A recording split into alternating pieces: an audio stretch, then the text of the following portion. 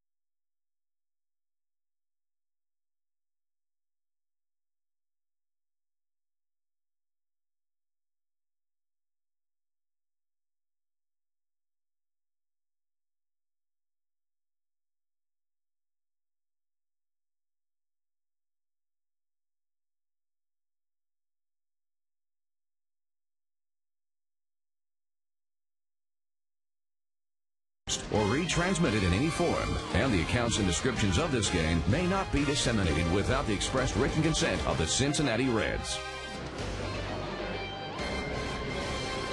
You need the misters on this day. It is smoking hot and humid here at Great American Ballpark. It's a real baseball day, a summer baseball day for Justin Lear, loosening up for the Cincinnati Reds. Since coming up from Louisville, he's established himself in this rotation for the Reds. He'll face a lefty, and the Reds have changed their lineup today because John Lannon's on the mound. When Lannon's right, he can be real tough, Cowboy. He really can, George. The big thing for John Lannon, and it's one thing that he has not done over his last 6 or 7 starts, is pitching inside. Pitching inside for him really makes his breaking ball and his fastball that much better. When he faced the Giants, or faced the Reds earlier, he was awfully difficult. The thing for him, and you talk to their guys on their side, he's got to get the ball in to make his other stuff successful. Here's your beat Jeep pitching matchup. John Lannon, one of the leaders in ground ball to fly ball ratio. He'll make you cough up ground balls all afternoon long. Justin Lear just trying to keep it on going. August 5th against the Chicago Cubs, a complete game shutout. He'd love to put another number up like that. That's your beat Jeep pitching matchup. Coming up next, lineups and more from Great American Ballpark.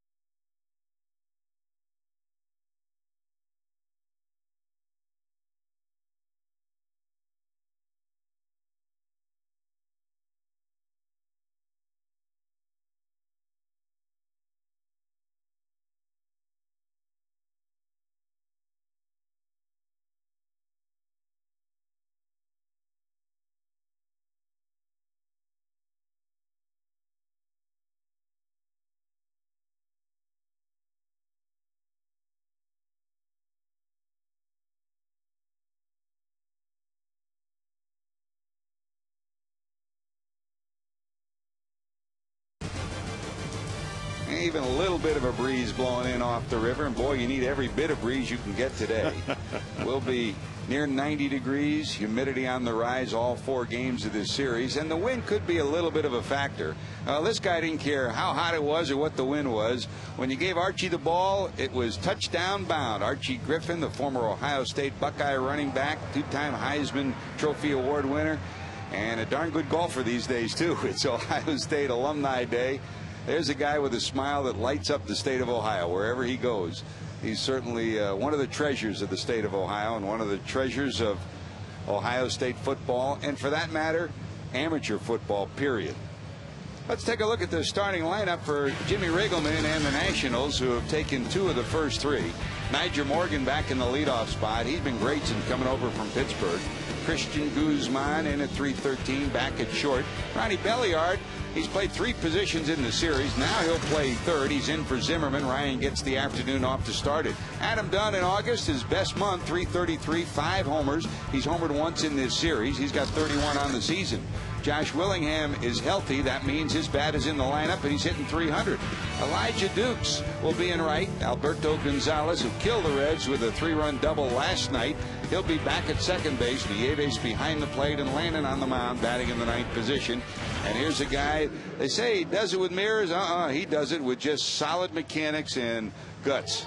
He really does, George. And I think today, for Justin Lear, he needs to make the Washington Nationals adjust to him and his style of pitching rather than he adjusts to their weaknesses. I think if he stays with his game plan that he's had over the last 2 ball games, he'll be successful today.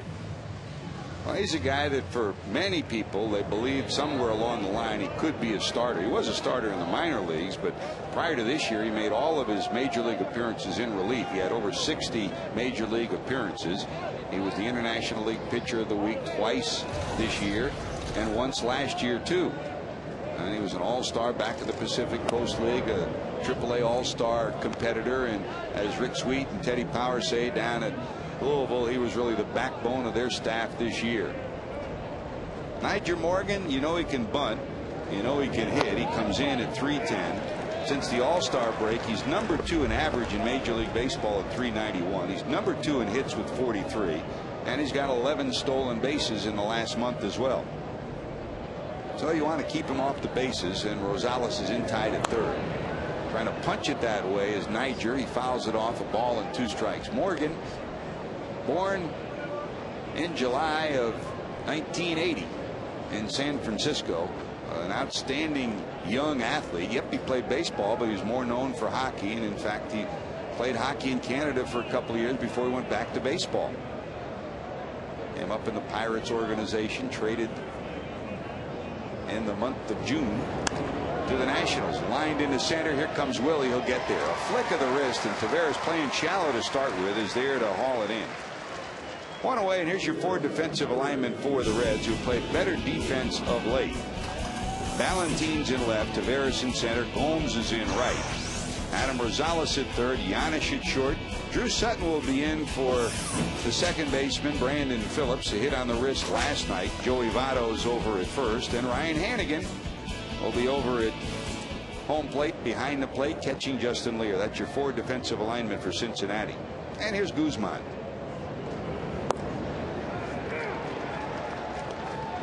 Nationals come to town. You would hope for a team that is last in the league in defense, last in starting pitching, next to last in relief pitching, that should win 3 of 4. As it is, the Reds have to win today to gain a split. And after a brilliant pitching performance from Bronson Arroyo on Thursday night, it's been the other way around, Jeff Brantley, as Jim Riggleman has seen his last 2 starters come up with 6 innings of no run and 1-run baseball against the Reds. And rookie starters at that.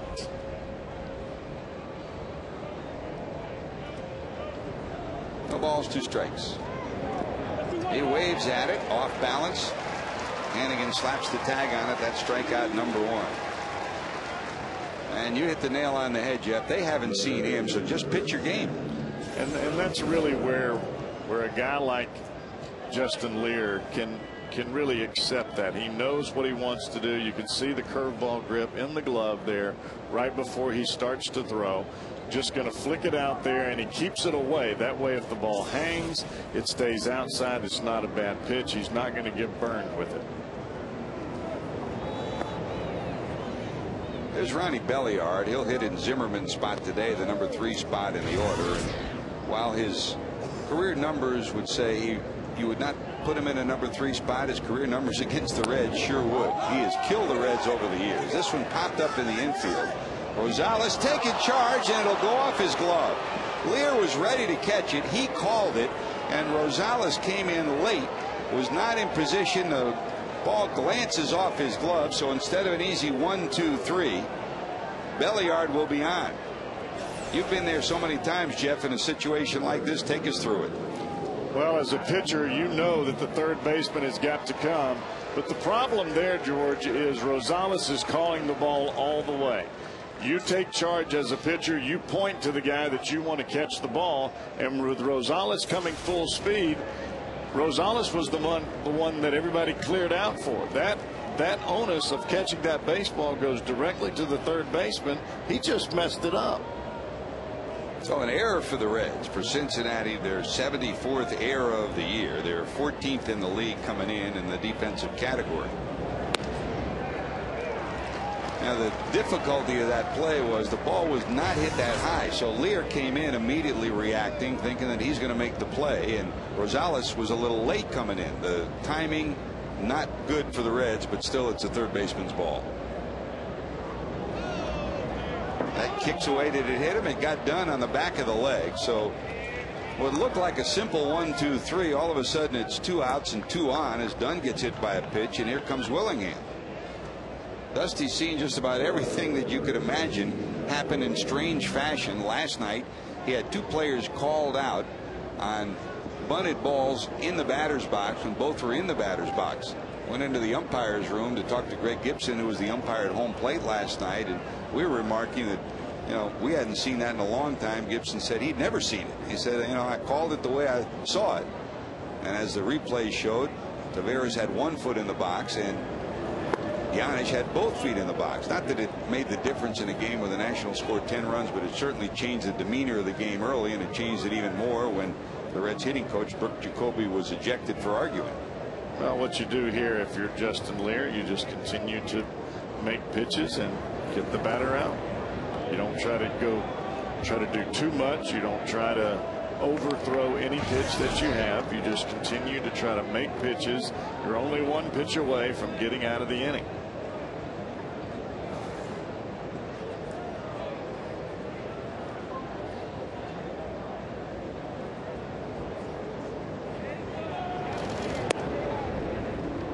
Missing up and in. Your home plate umpire is Angel Campos. He's a replacement umpire on this crew. In fact, he was also on the crew of the Reds' previous series in St. Louis. I asked him, I said, you going to follow the Reds for the next series too? He said, no, I'm going to Cleveland. So for the first time in 3 series, Campos won't be on the crew. 3 balls, no strikes. That's a strike on the inside corner. Tim McClellan, the crew chief, is at first. Andy Fletcher at second, and Greg Gibson, last night's home plate umpire, is down at third.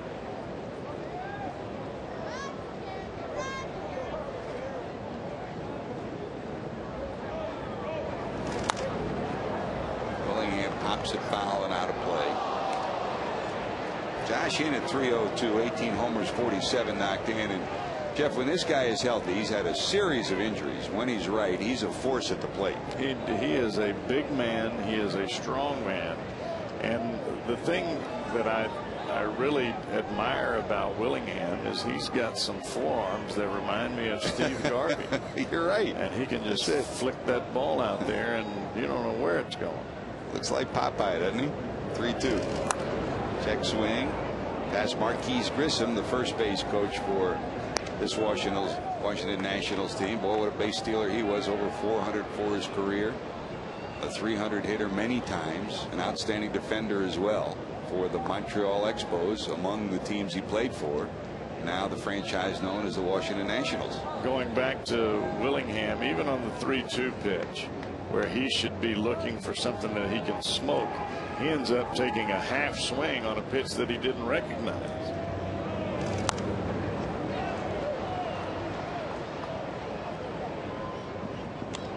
Spoils that one. 3 balls, 2 strikes.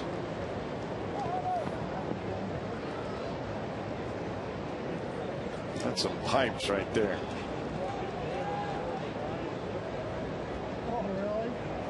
He should have gone to Mississippi State with pipes like that, huh? How about that? He might not have made it to Mississippi State. He might have got drafted too quick.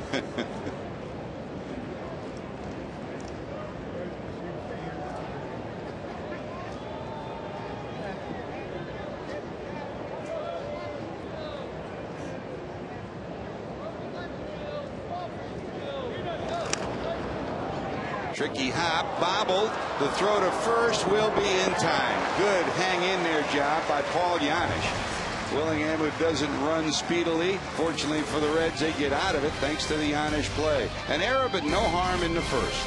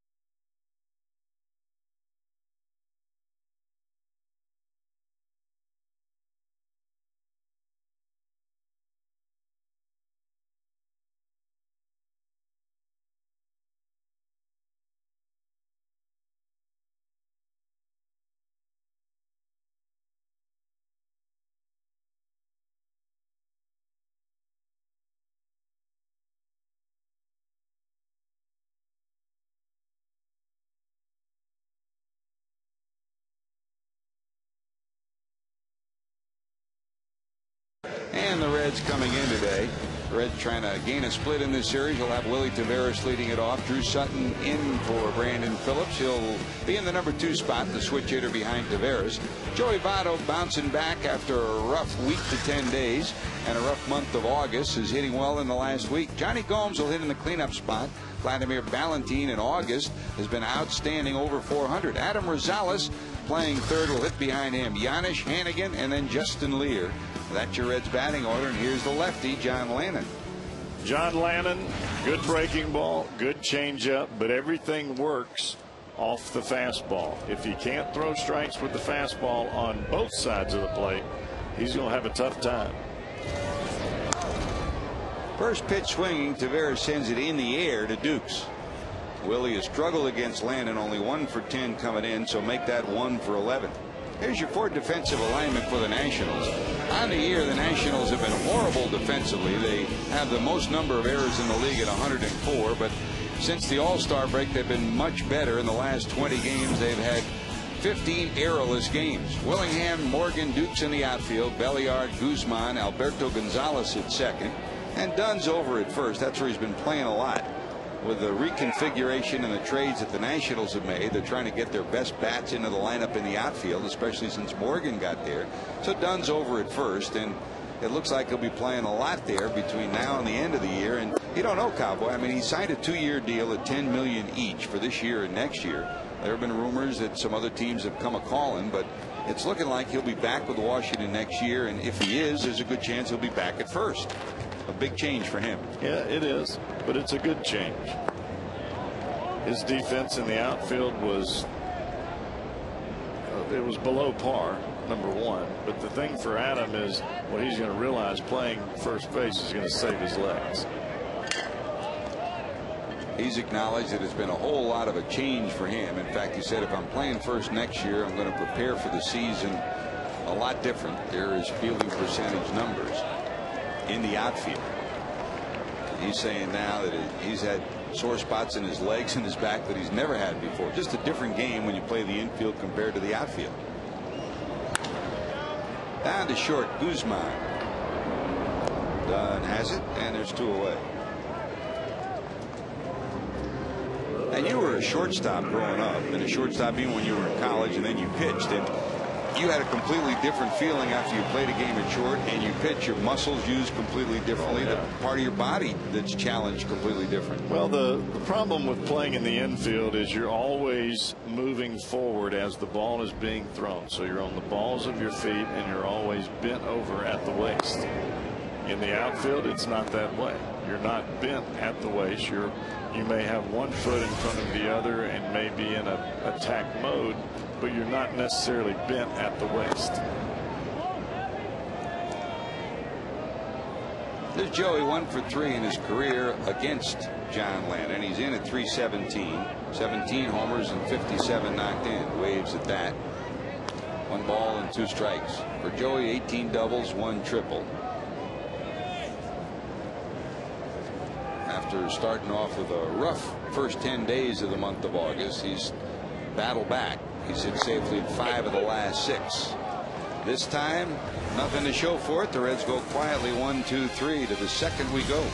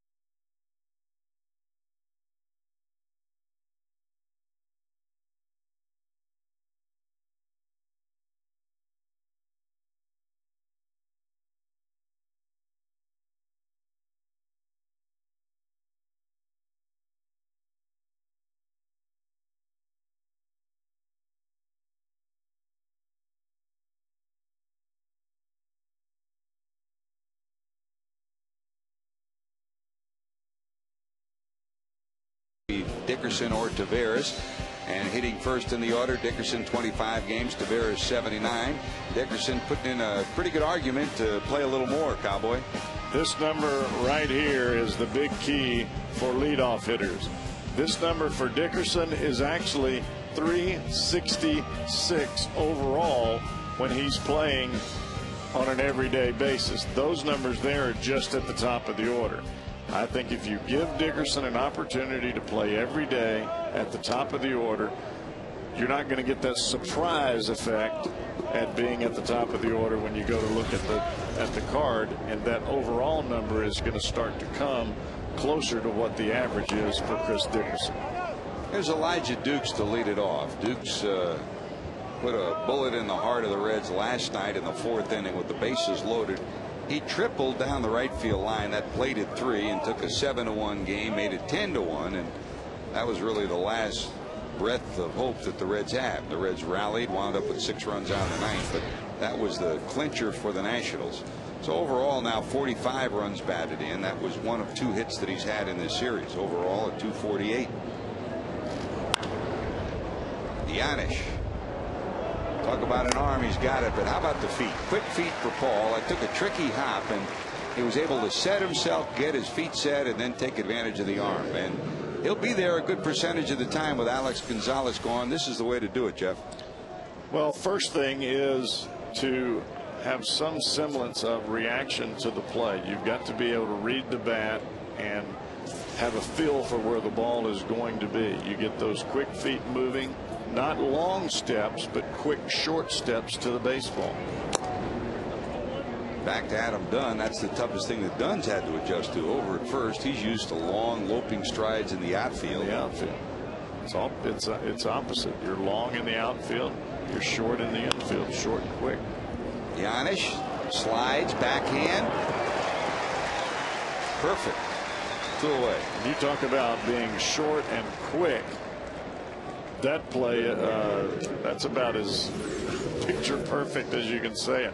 Watch how he thinks ahead. Okay, I'm moving to my right. The only way that I could stop myself is to be able to slide and catch the ball at the same time. That plant foot right there allows him to slide into that foot. It pops him up immediately, almost as though you do a pop-up slide into second base, except in this situation he's got the baseball, pops up, he's got a plant foot, fires it across to first base, makes it look easy. We told you Justin Lear's a pretty smart pitcher. Well, he's had 3 ground balls hit to the shortstop in a row. That's a smart pitcher. Hit it to the guy who got the glove. He does not panic. He didn't panic when the Reds and the other guys around him fell apart in the first inning. He didn't panic. He just continued to make pitches and got outs. The ball's 1 strike to Dieves. That will sneak through past Votto, a base hit to the right side. That's the first hit by the Nationals. They had 2 runners in the first on an error and a hit batter. That slide by Giannis kind of reminded you. Remember Ray Ordonez when he came up with the Mets? He give you that slide in the hole. But that's the best way to actually stop yourself and come up. The thing about that, George, is you have to practice it, or a lot of times you'll slide, and as you start to come up, the ball's not in your glove yet. Timing is everything. In baseball and in life, huh? Yeah. And you don't mind giving up a hit to the 8-hole hitter when the timing says the pitcher's next. He's in at 186. That's 167 rather. That's John Lannon. 7 hits and 42 at bats, a double on the season. No runs batted in.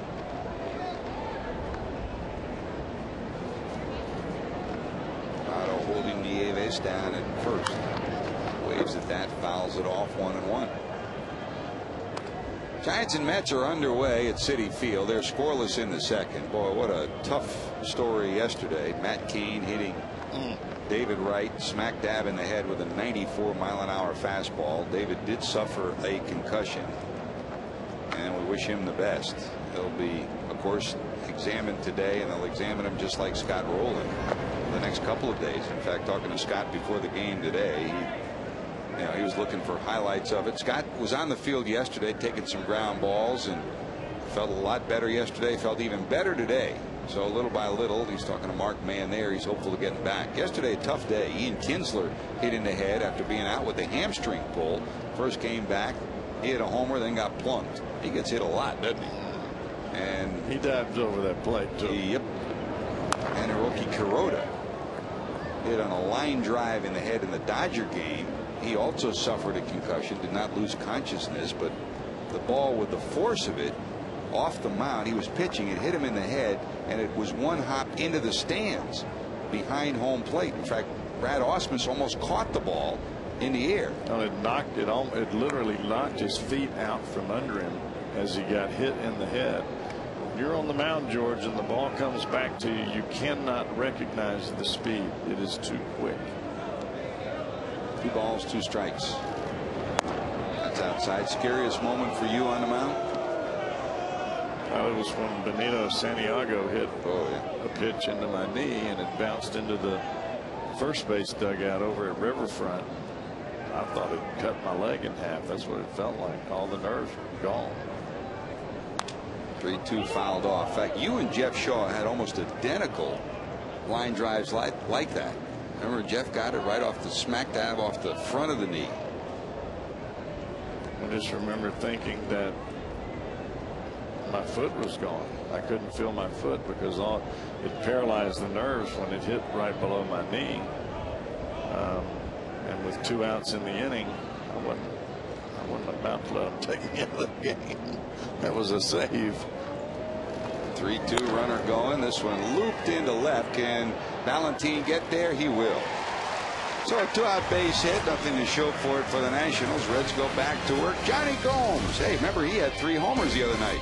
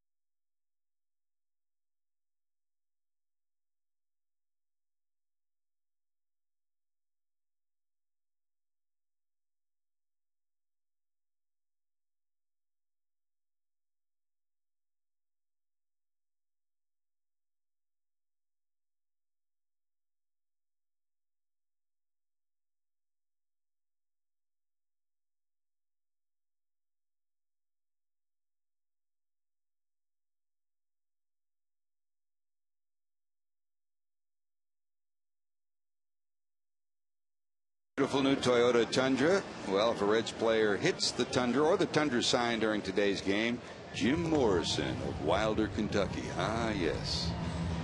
We'll win it. Register for your chance to win during an upcoming game at your Cincinnati and Northern Kentucky Toyota dealers.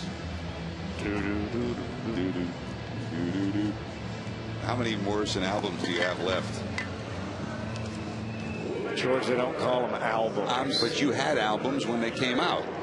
And I'm asking you about how many albums, not CDs. How many albums do you have left? Not the real thing. I'm not talking about the CDs that we all have now. My mom has them. They're still at the house in the basement? Yeah, she's got them. I don't have them. He had some of the best album covers, too. Yes. When my son Jeff went to Europe to study abroad, he went to Jim Morrison's grave. That was one of the highlights of his trip. Yep. Great music that transcended our generation and this generation too. The Doors. How about all the people that transferred their music to cassette tape? Yeah. Then they had to change it and lost all the quality. Johnny Gomes, now 14 homers after the 3-homer night the other night. There's a base hit into center field. Yeah, but there's something about hearing the scratches on the albums when you move those to tape. There was something about that. No, there isn't. Johnny gets a pitch up in the strike zone and takes it right back up the box. On this second day of the 40th anniversary of Woodstock, we'll bring Jim Morrison into the talk. You would have been somebody that would have gone to Woodstock. No. Yeah. No. You would have had fun there. No. Here's Vladimir Valentine at 345, a homer and 5 knocked in. That was some wild stuff at Woodstock. See, that smile on your face gives it away. You say no, but your heart says yes. Maybe in my younger days. Mm-hmm.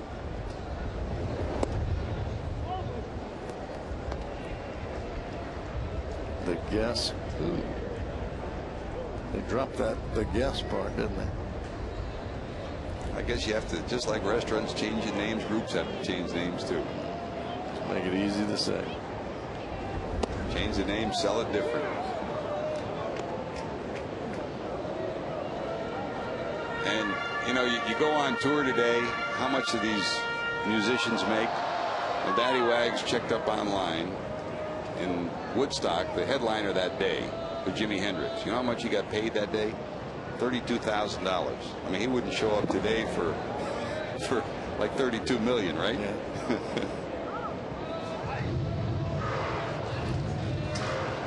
Vladimir trying to get the Reds rolling. He'll be followed by Adam Rosales and then Paul Janisch. Who was the gal that sang that day? Janis Joplin? Yeah. Oh yeah. Had a little piece of my heart. Yeah. The scratchy voice. Now, baby.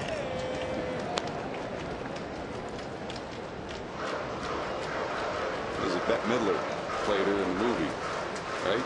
Mm-hmm. I think that's right. The Rose.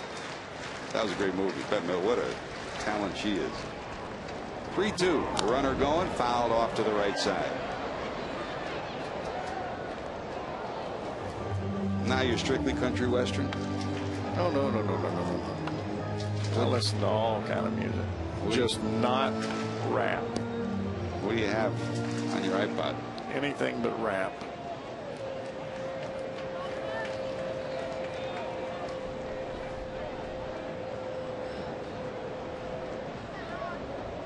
Country, contemporary. Salsa? Old, actually, I do have a little salsa. Old time rock and roll. They'll toss over there. When you were a starter, sometime in your career you were, and you got to play music in the clubhouse today, what did you play? Hank Williams Jr. Hank Williams Jr. Country Boy Can't Survive. That's what I was trying to do. Story of life. Runner going, loop foul again. Trying to survive for 5. Sublime in 9. I remember Kurt Manwaring was my catcher back when I was making an attempt to start. Get through 5 innings, everything's great. He comes out. I'd given up back-to-back home runs in the 6th inning, and I'm thinking, man, what the heck's going on here? Are they picking up my signs? He comes out. He's like, dude, fastball, not changeup. Fouled off again. I'm like, what are you talking about? He goes, you got nothing. I'm like, thanks for telling me now. When Jason Schmidt pitched against the Reds at San Francisco his first game back, remember, he was 94, 95. He was around 86, 87, and the scoreboard kept putting changeup up. And after the game, I talked to him. He said, that was my fastball. He said, how did it make me feel? 3 balls, 2 strikes. Runner going again. This hit pretty good, but it's going to stay in the park. High fly ball hanging up there. Willingham has it. Gomes will retreat to first. Johnny had been off and running at the 3 previous pitches. Here comes Rosales. And here's a reminder, Reds fans, come root on the Reds as they face the Dodgers on Saturday, August the 29th. First 20,000 fans in attendance will receive a reusable grocery bag thanks to Biz and Oxidol. Don't miss this great opportunity to join the Reds in their efforts to go green. To purchase your tickets today, call 513-381-REDS or visit reds.com. 1 away, Gomes still down at first, and here comes Rosales.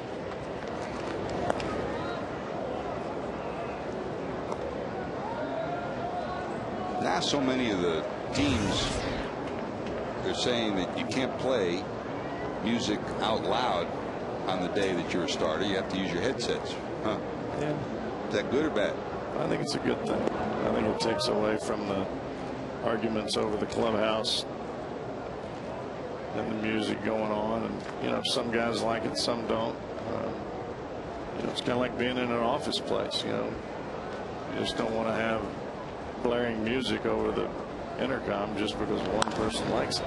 Line drive to right. Duke's there. 2 away. A little bit like home too, huh? Yeah. With the kids. Yeah. But home we jam. Daddy rules. Yeah, that's with Mason now. Yeah. But how about with Murphy when he was growing up? Daddy rules. You can walk, or you can listen to old time rock and roll. I wonder if Murphy has Hank Williams Jr. on his iPod at school. Doubt it, seriously. Here's Paul Janisch in at 211. No homers, 3 knocked in. He came within about 5 feet of his first homer down the line last night. Just curve foul.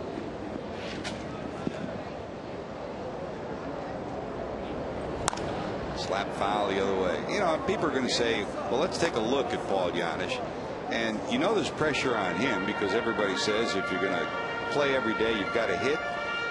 And my words to him would be, concentrate on what you do best. Go out there and play your best defense and let the hitting take care of it. And I really believe that's what he does. I don't think the pressure is at all on him at home plate. I think he understands that he needs to swing the bat better, but I don't think he's pressing in one way, fashion, or form. That's not his mentality, and it's not his makeup. He's coming to beat you with the tools that he's got. He knows he's not a home run hitter. The times he gets most frustrated is when he can't get the run in, when he knows that it's an RBI situation and it helps that it would help the team win.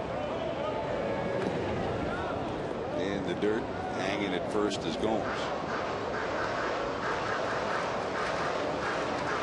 But as far as personal accomplishments and all those things, I don't think that's a big part of Paul Janisch. I just don't believe that. I think he is consumed by the team atmosphere and the win. As long as they win, he's happy. Runner going, bounce down to third. It's under the glove of Belliard. It'll go into left. Rounding second, going to third will be Gomes. It'll be first and third. Well, you get spoiled if you're a Nationals fan because you hit that ball down to Ryan Zimmerman. Anything you hit on the left side, whether it's a dribbler or a shot, Zimmerman's going to gobble it up like a vacuum cleaner. This one just dips under the glove of Belliard, and it's first and third for the Reds. Well, Johnny running on the pitch, and that allows him to not only round second base, but also get to third base. Normally on a base hit or any ball that's hit into left field and you're at first, you're stuck at second. Now a pass ball, a wild pitch, a balk, anything can get that run home from third for Hannigan. Now Johnny's had his wind sprints today. He ran 4 times in the previous 2 at bats from first, and now he had to go first to third. And here's the birthday boy, Ryan Hannigan, celebrating his 29th birthday today. He comes to the plate with first and third. Left field, it'll hang up there. And the Reds will strand a pair. Reds strand 2 with a base hit and an error.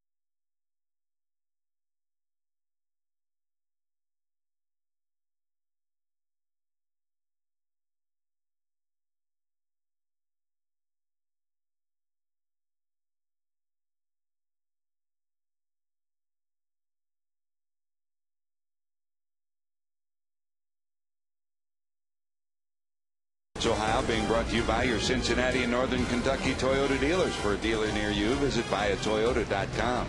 By JTM Food, Family, and Fun, it's JTM. By Geico, 15 minutes could save you 15% or more on car insurance. Visit us at geico.com or call 1-800-947-AUTO. And by Jeep, you talk, we listen. It's a new day. Have fun out there in your beep beep Jeep.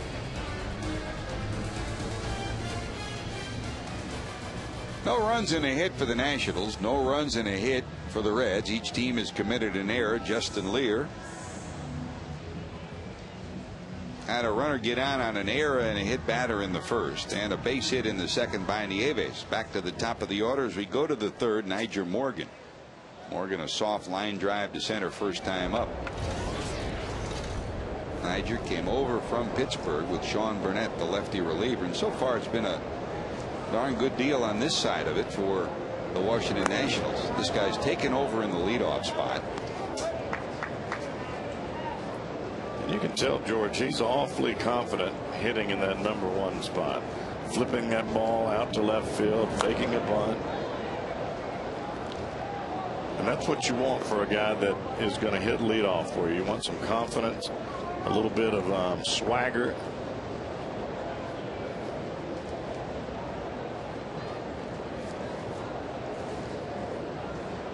Well, a lot of people are running on him. He picked up another outfield assist the other day against the Reds. It was a big one, nailing Aaron Harang at the plate as he tried to score. He leads the National League in outfield assists, partly because people are going to try to run on him. He doesn't have a great arm, but he's been able to hit the cutoff man, and in that particular case, he got the slow-footed Harang at the plate. Well, he realizes that his arm is not that strong, so he gets good jumps on the ball, and he gets to the ball in a hurry. Drew Sutton has it. There's one away. Reminds you a little bit of Juan Pierre. And that they play the game the same way, and their attitude's the same, too. I mean, Pierre is about as exciting a ball player, a likable ball player that you'll ever find, because he works hard every day, never complains. When he got benched in Los Angeles, when Manny got there, never said boo. When Manny got nailed with the 50-game suspension. All he did was step into the lineup, hit over 300, and become a spark plug again. And Niger never complained when he was in Pittsburgh and he was in and out of the lineup, but here he's just happy to have the chance. And he's making good on it. He bounces out, one away. Here's Guzman, who struck out his first time up. We talk about when Willingham is healthy, he's a factor. Same thing with Christian. Nagging injuries, some of them a product of playing on that turf in Minnesota for a number of years. And when he's right, he'll produce offensively, now 30 years of age. Struggled in this series, 0 for 8 the last 2 games, after he had a 17-game hitting streak snapped in the first game of this series.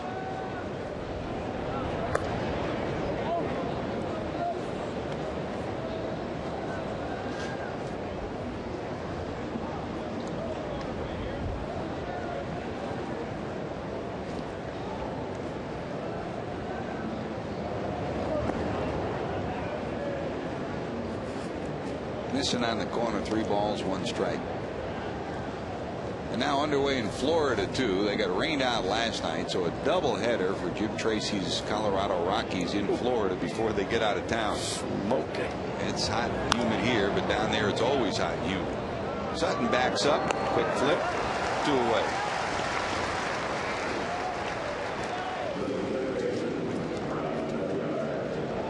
Drew will play all around the infield. He's handled those 2 balls flawlessly. 2 outs, and here's your Honda standings update. Florida 4 games back of Philadelphia Star to play today. Cubs 4.5 back of the Cardinals in the Central Division. Colorado 4.5 back of Los Angeles. So you add it up in the wild card. Colorado has flip-flopped this week with San Francisco. They have a 1-game lead over the Giants in the wild card hunt. And don't forget about Florida in that wild card hunt too.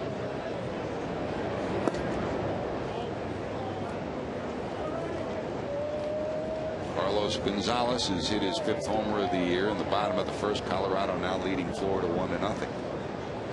Do you have a favorite in the wild card chase right now in the National League? Colorado, San Francisco, Florida, Atlanta.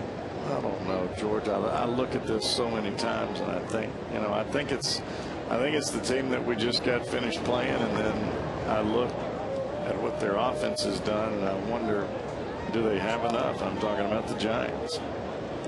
They're there one day and then they're not the next.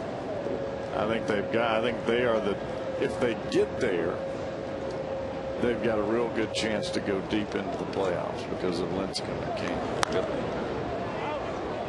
You get to the postseason, if you have 2 strong starters, 3 is great, but if you have 2 and a closer, you got a chance, huh? Right.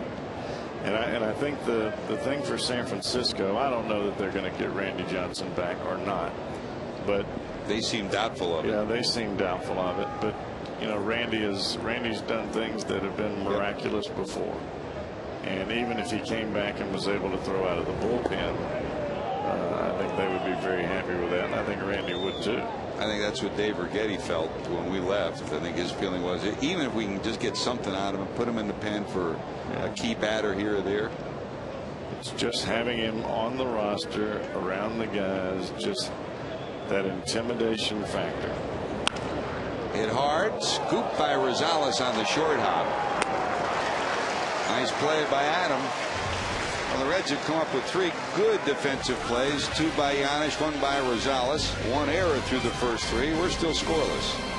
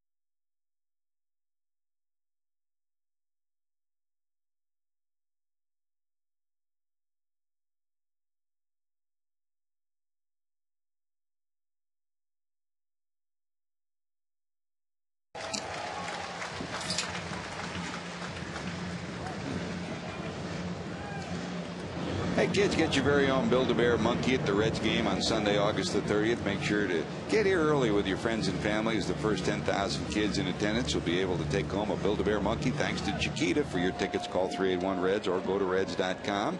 Birthday day for Ryan Hannigan, a birthday day for the Leisure family too. Vicky the mom, Bob the dad, Becca, and Brady. Happy birthday, Brady. What a nice place to be, and even in the shade, those are good seats. And our happy birthday to our favorite right behind us, Jesse Jackson, August the 16th of he's the big 6-0 today, Jess. Happy birthday, man. Jesse. Jesse. I ain't seen no Jesse. He shares it with my daughter Jamie. We called Jamie and sang happy birthday to her today, didn't we? That ruined her day when she heard our voices singing to her. Happy birthday, Jess. As usual, Daddy Wag's up in the booth with us. He returned from his sojourn trip to New York. Jim Strickler up on the high home camera, and down in the truck as usual, Brian Hunterman's our producer for today. Carl Patterson, our director. Matt Sigafus, Lauren White, and Kent Dreamweaver doing our producing for Reds Live pregame. Don't forget, Reds Live postgame. We'll have Jim Day to update us on everything. Hope you joined us for Reds Live pregame with Jim Day and Jeff Pecoro today. Running down the news that we brought you last night, that I mean, nothing official yet, but it appears that the Reds have signed, sealed, and delivered their number 1 and number 2 draft picks. Mike Leake and Brad Boxberger, 2 big acquisitions. Lear strikes out, first out of the 3rd inning. It's ironic, Jeff, because when the draft took place, we were playing the Nationals. We were in Washington, and we were able to get Mike Leake on the phone, had a nice conversation with him, and he told us he was looking forward to being a Red. Well, it looks like that's one step closer. At Arizona State, 16-1, an ERA of under 2, 7 complete games. And we look forward to seeing him here at the ballpark. And those kind of numbers don't just fall out of the trees. I mean, to win 16 ball games right now in college baseball, that number just does not come up anymore. I mean, 19, I believe, if I'm not mistaken, is the record. And of course, Brad Boxberger out of the University of Southern California, the other big pick that the Reds will have in the fold as well. And those are 2 guys that could be on the fast track. I mean, the Reds lost 2 big arms in the deal for Scott Rowland, and the hope is these 2 can help fill the void in the next couple of years. Well, being college pitchers, I think there's no doubt about it. Taveras thrown out by Guzman, 2 away, and here comes Drew Sutton. On the other side of it, that same day we were in Washington, the day of the draft, the Nationals were the big newsmakers. They drafted Steven Strasburg out of San Diego State, Tony Gwynn's club, and from day one the question was, would they have enough money to sign him? He's a Scott Boras client, and here we are. We are 1 day away from the deadline. They have not signed him. And I saw Mike Rizzo, the acting general manager, in the lunchroom before the game. I reached into my pocket, took out $2 and said, Riz, we'll make a contribution. He said, I think it's going to take a little more than that. The Strasburg Fund. Yes. It's a different world, isn't it? Oh man, is it ever. Trying to bunt his way on is Sutton. It's popped up. Dieves has it. Reds go 1, 2, 3 in the 3rd. We're still scoreless going to the 4th.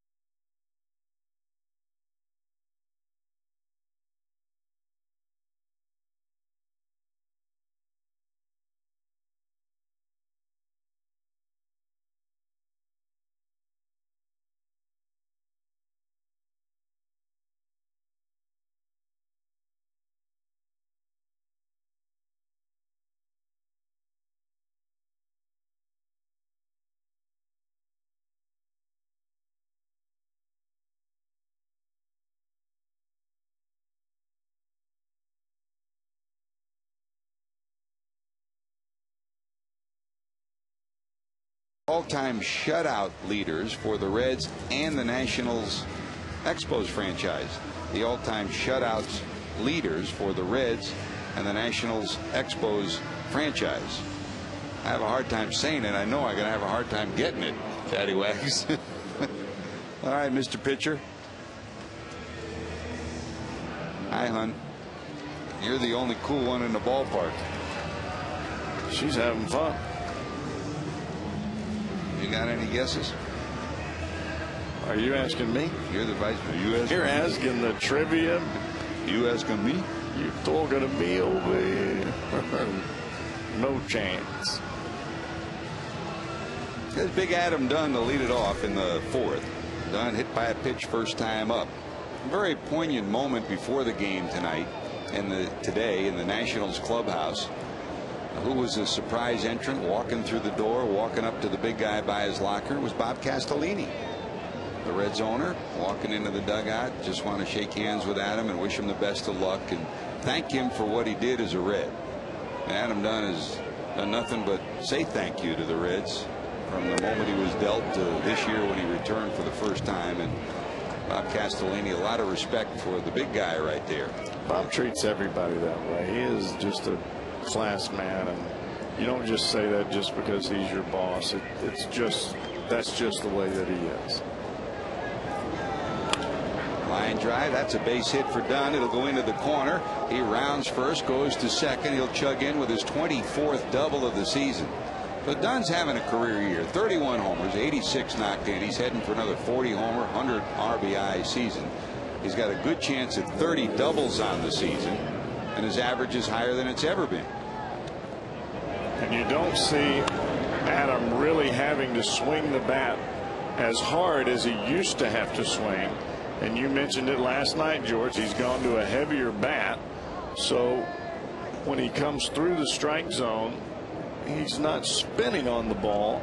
So he's not pulling that pitch foul. He's staying on it longer and keeping it in the field of play. I mean, when you remember Adam Dunn, the two things you remember: the big home runs that he hit and how many bats that he splintered. And this year, by his own admission, he's breaking a lot fewer bats because he's got a bigger bat. And a lot of those splintered bats ended up being foul balls. Here's Dunn talking about his new approach this year and the bigger bat. I went up about 2.5 ounces on my bat, and you know, I think that it makes me stay in the zone a lot longer, and you know, foul pitches often normally I'd swing and miss at. So you know, I think that is the only thing I can attribute to, because everything else I feel the exact same. That's to simplify it, but it's a lot more than that. Here's the 1-1.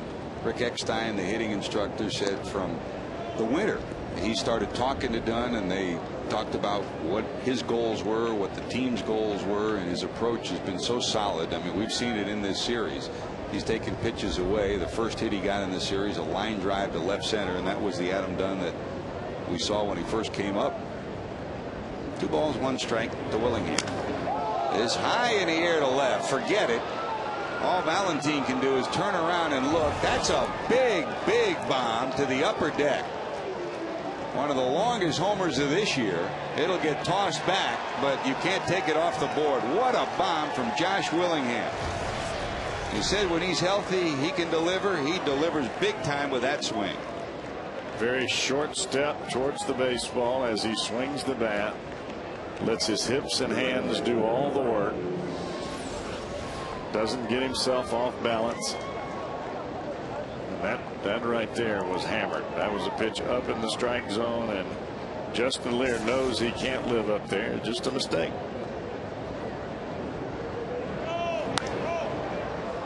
Here's Dukes. He sends it to the right side. Heading to the seats. It'll be out of play. That's what I like about Justin Lear, and that's one of the reasons he's been successful in most of the places that he's gone. Even when he gives up a big long home run, he comes right back with a strike in the strike zone.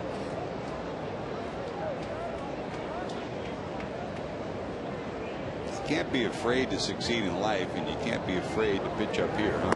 No. And I don't know that even the description is fear as much as it is anxiety. Mm-hmm. You know, you just aren't sure if you're doing the right thing. Dukes into right, starting back. Now coming in will be Johnny. He'll glove it. Combs gets the first out of the inning. One away, and here comes Alberto Gonzalez. Don't forget, if you want to dial it up, you got a big chance. Buy your ticket to the Ohio Lottery. The Mega Millions jackpot now up to $170 million. Now that would be a nice birthday present for Jesse Jackson. You think we'd see him again, Daddy Wags? It might be our last. He and Ann would be gone, right? You see him, all right, flying over our head in his new 747. Heading to Tahiti. He'll buy his own ball club. Out in front, Gonzalez pops it up into short center. Who's going to take charge? Tavares will, who's 2 away. You wouldn't desert us, would you, Jesse? Yeah, sure. Check you on the flip side, boys. As Tonto used to say, white men speak with forked tongues. Here's Will Nieves, who singled his first time up. Now, I know you got 2 in college now, and you got another one coming up in a few years. So you just buy your own college. It'd be a lot easier if you took $170 million home. I don't want a college. They could give you an honorary degree. I've already got my degree. I don't need honorary. I earned mine. All you need is fried chicken, and that's it, right? That's right. And ice cream too. Last night was a fried chicken night. I got the feeling, Daddy Wags, I look at his face, today's an ice cream day. I might buy me an airplane, though. That way I can get my family back and forth up here in a hurry. Well, you get him here pretty solid as it is. Yeah, but I want to hear more. Fouled off at the plate. I've got those little cameras that you can put on the computer, and you talk to the kids and talk to your family, you know, your wife and stuff. Those are great, aren't they? Oh, phenomenal. Daddy, where are you? Where are you? When are you coming home? When are you coming here home? There are great blessings to this game of baseball when you're a player or a coach, a manager, or broadcaster, but the tough times are when you can't be home to be with them. And they'll break you now. Yeah, the video ability to communicate today is pretty neat. You can be big and strong and awfully mean out there on that field, but that 2-year-old will get you. 1 ball, 2 strikes. Center field sink in. That'll drop in front of Tavares for a base hit. 3rd hit of the inning, a double, a homer, and now this base hit with 2 outs. That'll bring Landon back to the plate. It's a good job of hitting there by Nieves. He stayed on top of that baseball. Had he tried to lift it at all, that ball would have gone straight up to the sky.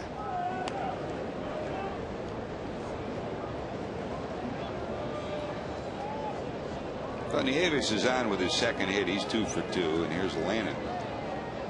He flied out to left first time up.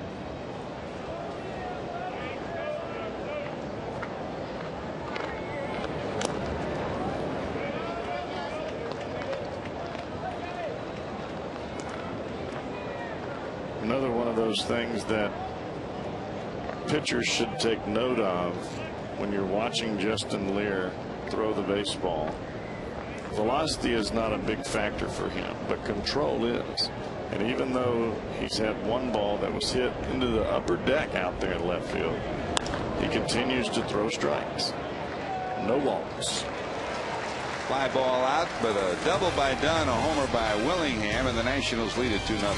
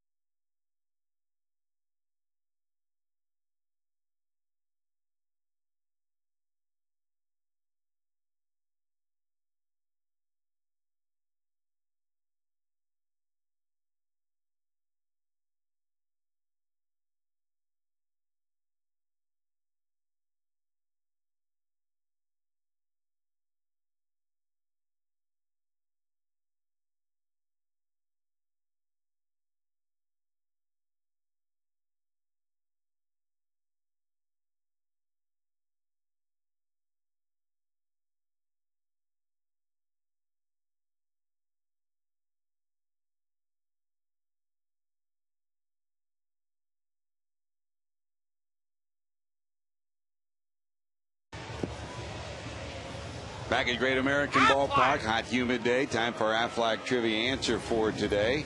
The all-time shutout leaders for the Reds and the Nationals Expos franchises. Great pitchers in each franchise, and when you talk about names and numbers, we'll go back to Bucky Walters, 32 for the Reds, and we talked a lot about him yesterday, Cowboy. Steve Rogers from Washington, Montreal. Yeah, you said Steve Rogers. There's Bucky. That's Gary Schatz's favorite.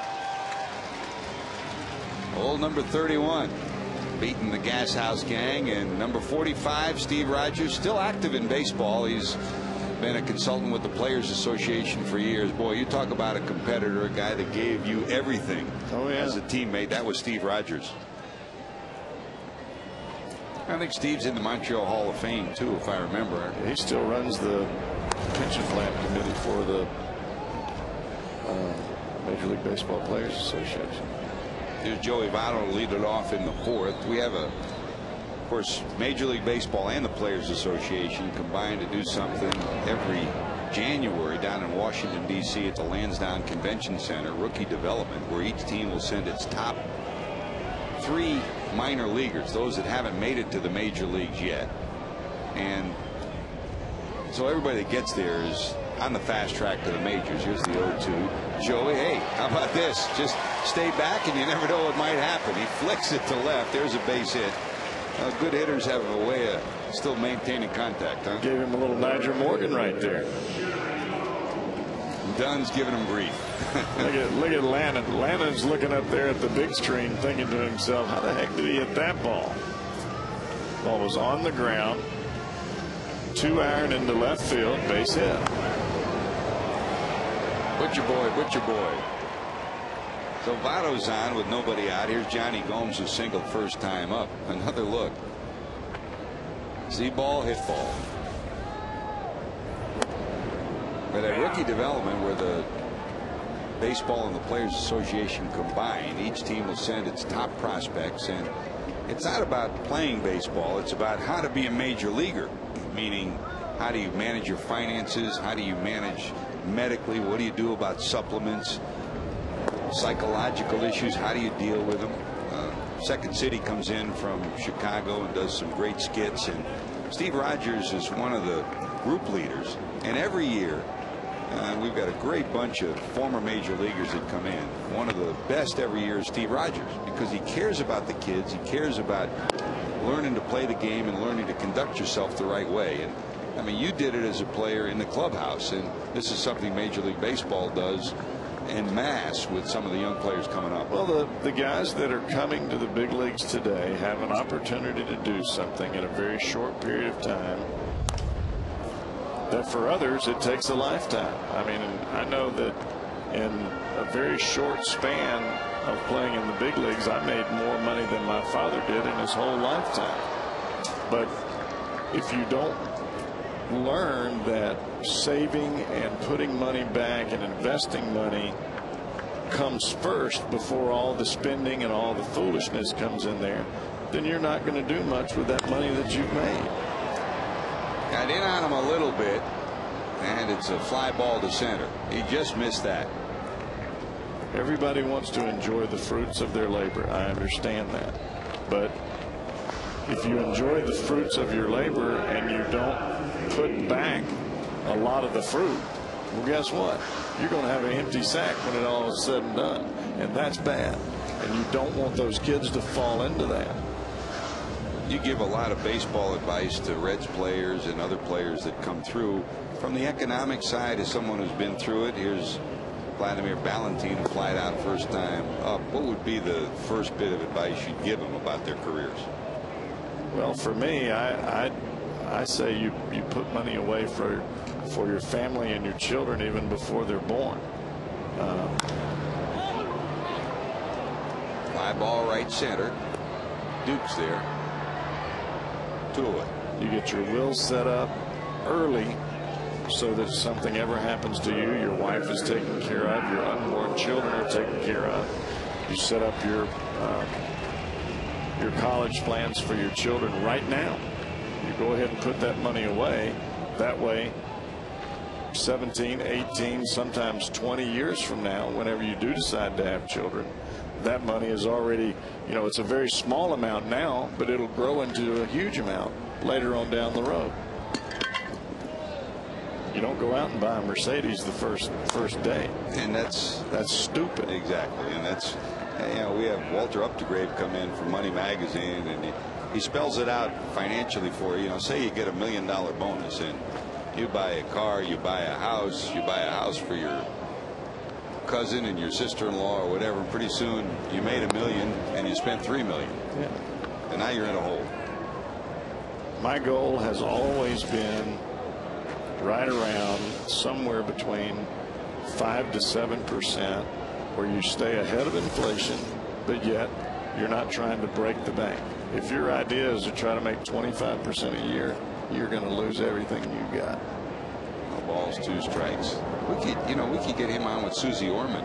You know, the two of you could do a pretty good show together. I've watched our show. She's pretty good, huh? But you want guys to understand that it's okay to have fun with what you got, but you budget that fun. You know, budget it by where you are in the big leagues.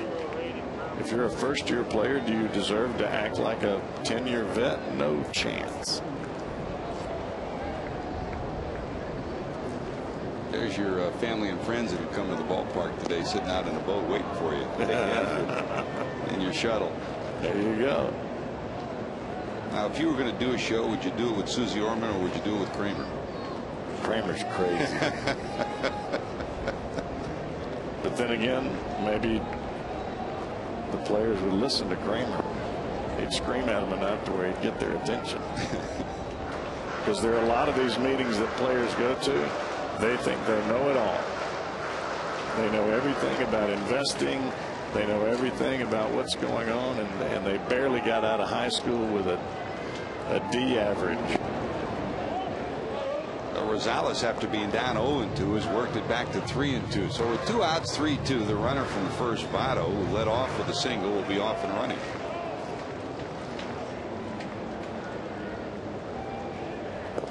Ball 4. So the Reds will have 2 on, 2 out, and here comes Paul Janisch. Janisch reached on the error by the third baseman Belliard, first time up. And you do have a lot of guys, George, that have graduated from college. They've got a college degree, whether it be in finance or business administration. Some guys still going to college because they want to do something later on in their life, taking classes during the winter time.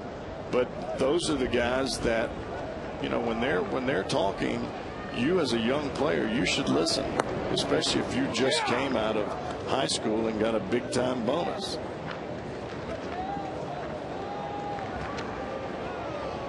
Money put away today is big money later on. Strike 1 to Janisch with 2 on and 2 outs. That's a bouncer down to second. They'll get the out. That'll end the Reds' threat. They'll strand 2. They've stranded 4 through the first 4.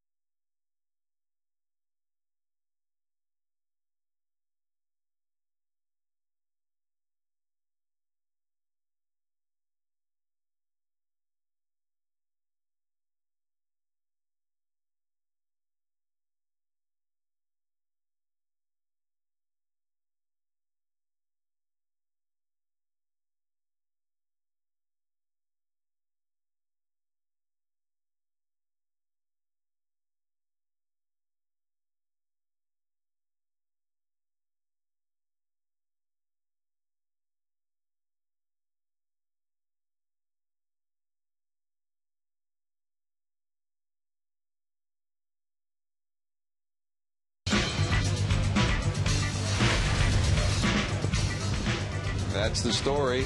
Whether you play it forward or backward, there's only been one swing that's affected this game. That's the 2-run home run from Josh Willingham. His 19th of the year. That's given the Nationals a 2-0 lead. AT&T, the nation's fastest 3G network. AT&T, your world delivered.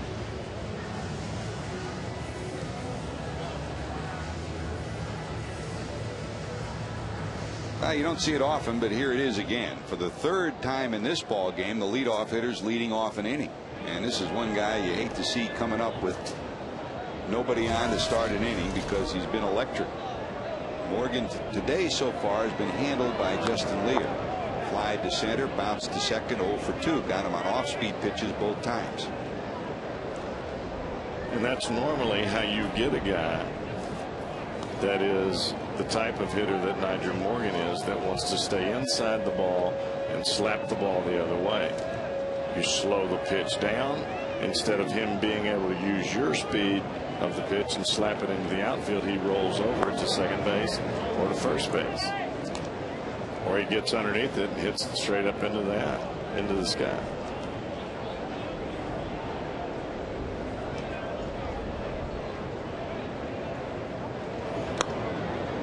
On the corner for a strike. 1 ball, 2 strikes. Since coming over from Pittsburgh, his overall average is .367. And 20 of his 38 stolen bases have come as a Washington National. There was that slow breaking ball trying to get him to pull it to the right side. He just happened to get it too far and pull it foul.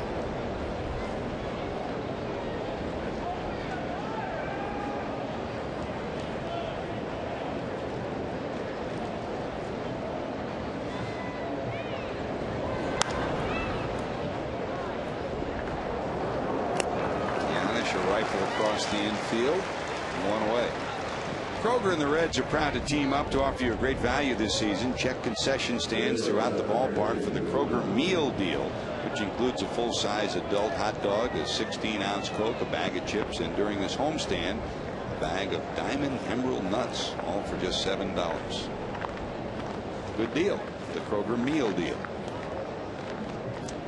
By the way, while we say happy birthday to a whole bunch of folks around the ballpark today, we want to say a happy birthday to Roy Hobbs. Downstairs, Roy will turn 85 this week, Tuesday. We won't be here Tuesday. Want to wish Roy the best. He's been here forever, Cowboy. He is the attendant outside the umpire's room. Always great to talk baseball with him. That's a true legend in Reds country, huh? Couldn't. Fly ball to left. Valentine there. That's a nice inning. 1-2 for Lear. Can he get a 1-2-3 inning? Justin settled down after giving up the double and the home run in the 4th. Trying to get back into a groove, and he has so far here. He'll face Belliard for the 3rd time. You know, George, they were talking about those emerald nuts being inside of the little package there. They gave us some on the last road trip. I forgot what the special was, but they were pepper and the pepper ones. Yeah, outstanding. I don't know what was in there. It was like salt and pepper and something else. All the things that are bad for you. They were outstanding. Yep. I just thought you always put salt on cashews or peanuts or whatever it is.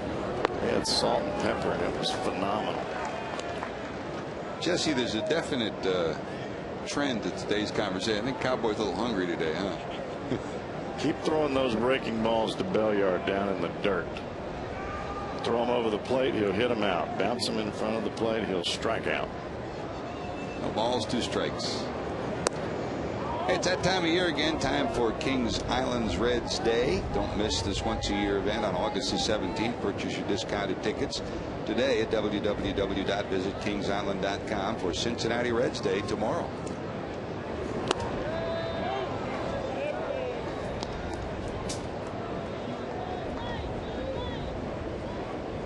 Tomorrow for the Reds, it's an off day. Then the Giants come to town. Reds just played the Giants last week. They'll play them again, and the same pitching rotation that we had in San Francisco will have here. Homer Bailey against Tim Lincecum on Tuesday. Bronson Arroyo against Barry Zito on Wednesday, and Aaron Harang against Matt Cain on Thursday. 3 heavyweight matchups right there. And the Reds beat the top 2 out in San Francisco, Lincecum and Kane. Or beat 1 on their starts. Hop back and out of play. Count remains full 3-2.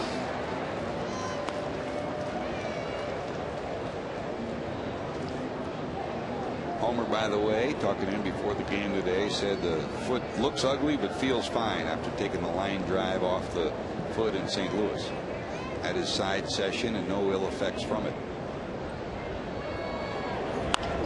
Down to third. Rosales. 1-2-3 for Lear. Reds trail 2-0. Bottom of the order due up when we return.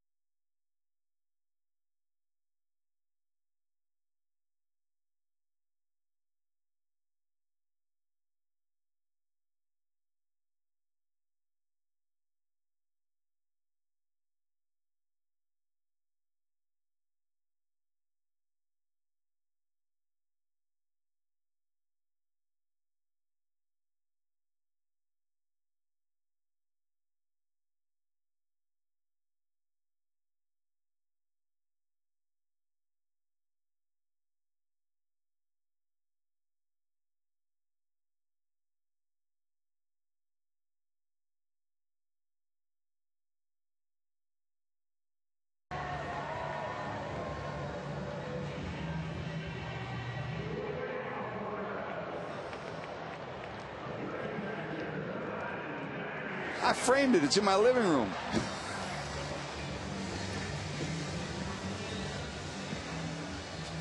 Now it's time for the Geico Direct quote of the day. It comes from Johnny Cueto, who's had 2 rough outings. Johnny, I don't feel tired. I don't feel pain. The ball's just not coming out of my hand good. Dusty saying we've got to go back to the drawing board. His velocity is good. We're not worried about him being hurt. We just want to find out what's wrong. We spent a lot of time talking about that last night, Jeff Brantley, and talked to Johnny before the game today. He said he feels fine, but the results aren't there. And I think you, for those that missed it last night, I think your dissection of the situation is interesting. I'd like to see him go back to throwing fastball, changeup, breaking ball, inside and outside with the fastball, and that's it. The other part of this, and I mean, we've talked a lot about it 3 years ago and then again this year, is those pitchers so often. Here's Ryan Hannigan, who flied out first time up. Those pitchers, and many of them, not all of them, but many of them who do perform in the World Baseball Classic and have to be at full steam speed the month of March, not the month of April. Very often, and it's not always injury, but very often the year that follows is not a productive year, a down year for a lot of different reasons. Is that a factor? Well, I think it is. Volquez both were at the WBC. I think it is to a certain effect, but I think that when you come and you pitch in this ballpark for half of your season, it's a home run ballpark. You're going to give up home runs. The problem is if you start trying to do something different so that you won't give up home runs, as in throwing a 2-seam fastball or trying to add this or add that, you get away to what you do. You get away from what you do best, and that's throwing a good hard fastball, a good changeup, and a good breaking ball. That's a birthday hit for Ryan Hannigan, celebrating birthday number 29 today. Gets a base hit to center field. The Reds have the leadoff hitter on. Here comes Lear. And you can see as he reaches in with the 2 fingers, starts to come through the baseball. A fastball leaves it up. Brian Hannigan does exactly what he's supposed to do with it. Right back up the box. Here's Lear. Nationals looking for bunt. Justin rolls one down. It rolls foul.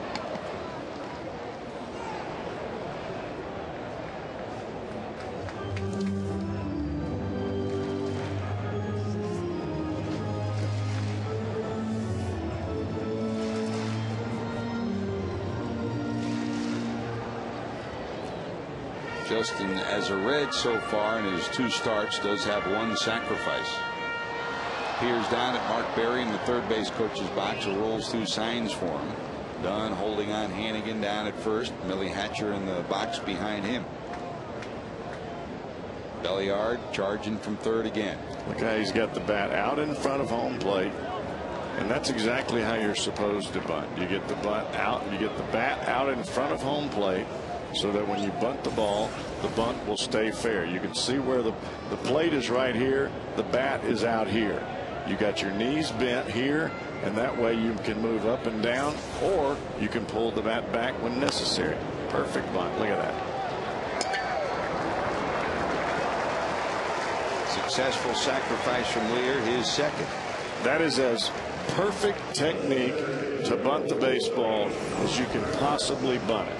You've got the bat out, and you can see the angle of the bat. The top of the bat, the fat part of the bat, is actually higher than the hands are. Look where this part of the bat is. It's higher than the other part.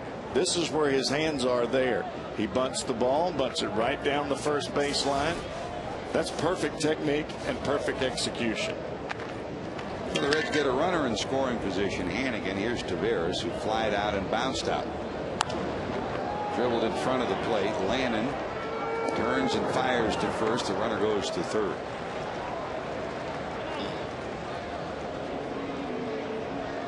Hannigan sitting at third, and here comes Drew Sutton. Sutton 0 for 2. Ground ball to short, and trying to bunt his way on. He popped out to the catcher.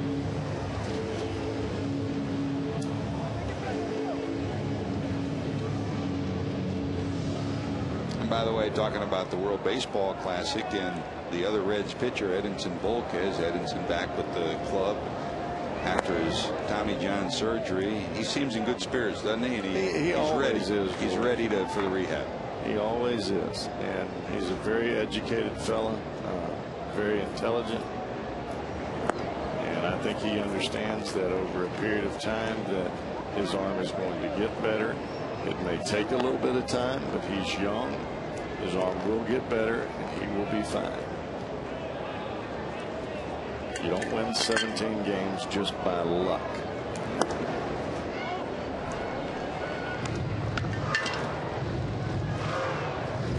The only thing that Edinson Volquez has to guard against at this point is trying to come back too early.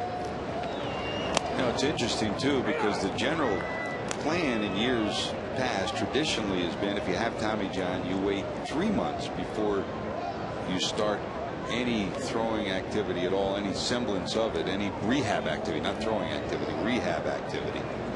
And Jordan Zimmerman, the Washington Nationals fine young pitcher, also had Tommy John surgery, and he's out for the year. And talking to the Nationals, I mean, in their history and in their studies, they've decided to push it back to 4, and they're even talking about pushing it back to 5 months. The reason that you do that is because of the transformation from tendon to ligament. Tendon is very rigid, ligament is very rubbery, and that rubbery part is what allows you to have that big time extension in the back and also in the front when you bend that elbow back and forth.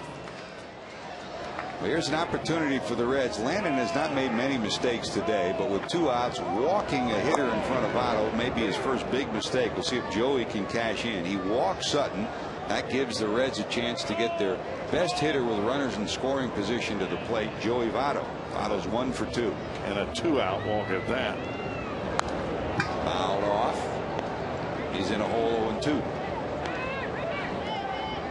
The Tommy John process has really gotten to the point where there's not a whole lot of failures anymore.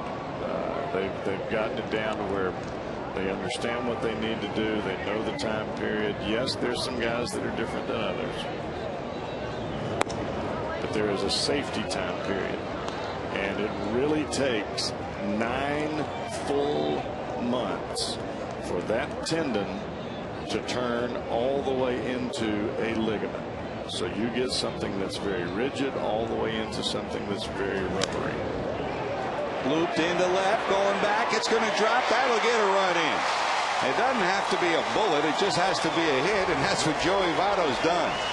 2 bloops the other way, 2 base hits. This one's a key one. It plates a Reds run. And now Lanning can kick himself after walking the batter with 2 outs. Votto delivers with 2 outs. Votto really keeps his hands back. He knows they're going to try to pound him in.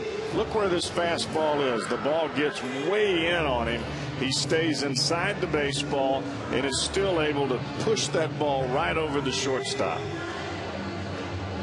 You keep your hands back as long as possible, guarding for that breaking ball.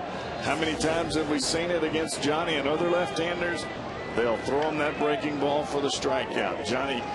Joey keeps it back, gets the fastball, and flips it right out there into left field. The inning's still alive, and here's Gomes. Gomes single to center, fly to center. The fly ball to center he just missed. Got in on him a little. Sky-high fly ball to Niger Morgan. So 2 on, 2 out. Gomes trying to deliver.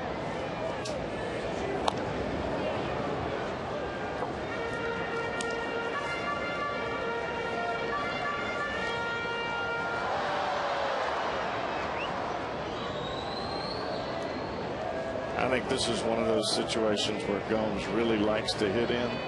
The only problem is sometimes he gets a tad over aggressive. Down and in. On the season, Gomes, the Reds' best hitter against left-handers. He's at .323 with 4 home runs against righties .243. So it's a great opportunity for the Reds here.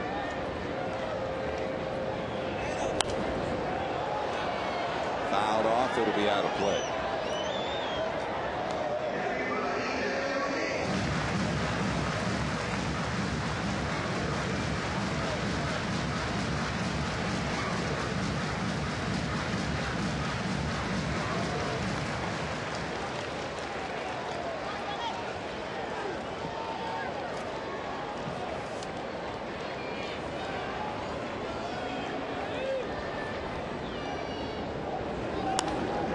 In the air, deep to left. Willingham back, looking up. It's going to be gone.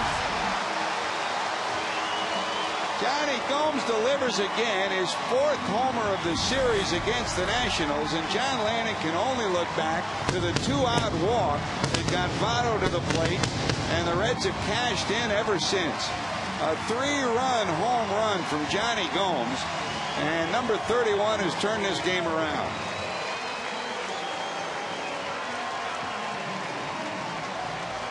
That's the one thing about Johnny Gomes that you just can't teach, George. He loves to hit in that kind of situation. Sometimes he gets over aggressive and will swing at a pitch in the dirt. But you just love a guy that wants to come to the plate with the pressure on, the game on the line, and that's what Johnny Gomes is all about. He plays with energy, and boy, he's delivered energy to the Reds in this series. 3 home runs on Thursday night. 2 hits today, including his 15th home run. And that's given the Reds a 4-2 lead. And that really just, it picks up everybody, George, not just the fans in the stands, but it picks up the team. You love to see a guy having fun and going up there saying, let's get this thing tied up, let's get a lead, let's get after it, come on everybody, let's go, let's go, let's go, and then boom, there it is. Well, Steve McCatty on Thursday night, when Gomes hit 3 home runs after the game, said, you think we figured out we can't give him the ball in? Well, where does he hit it? Landon was trying to come way in, he didn't get it in enough, and Gomes delivers. Those are off right-handers, this one off the left-hander. I don't even know if that ball is a strike. Yep. was one of the reasons that Lannon was kind of standing there on the mound, like thinking, how did that happen? But when you have an aggressive hitter at the plate and you want to go in for a pitch that you're going to miss inside, you better not miss close. You miss way in. Valentine fouls it off. 3 balls, 2 strikes to the Reds left fielder, who fly to left and fly to right. And you've heard me say it many times, George, that last out in the 5th and the last out in the 9th. Yep.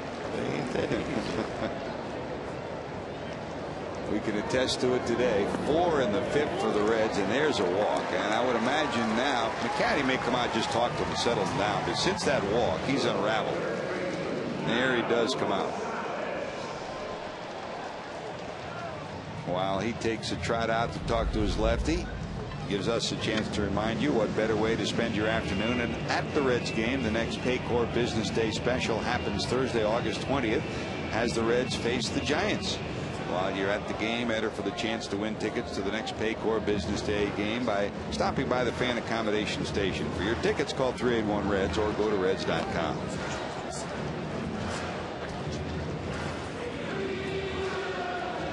A little bit of a settle down pet talk, a checkup from the neck up, so to speak, for John Lannon, who was cruising. I mean, the Reds got a base hit from Gomes to lead off the 2nd. They had a base hit from Votto to lead off the 4th, and that was it till this inning. And then with 2 outs, the trouble started. It started really with a walk to Drew Sutton, the number 2 hitter that got Votto to the plate. Joey got a base hit to knock in a run, and then Gomes delivered the 3-run homer, and it's 4-2. And it happens so many times, George. Not every time, but the majority of the times. A 2-out walk comes back to haunt you so many times, especially in the middle of the order.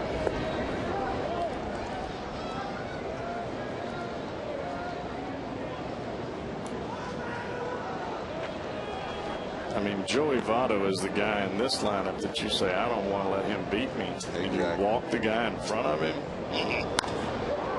Rosales skies this one to right. Duke's just about in his tracks. Will squeeze it. But the damage done. A single by Votto, and then boom, Johnny Gomes' 15th homer. The Reds lead it 4-2.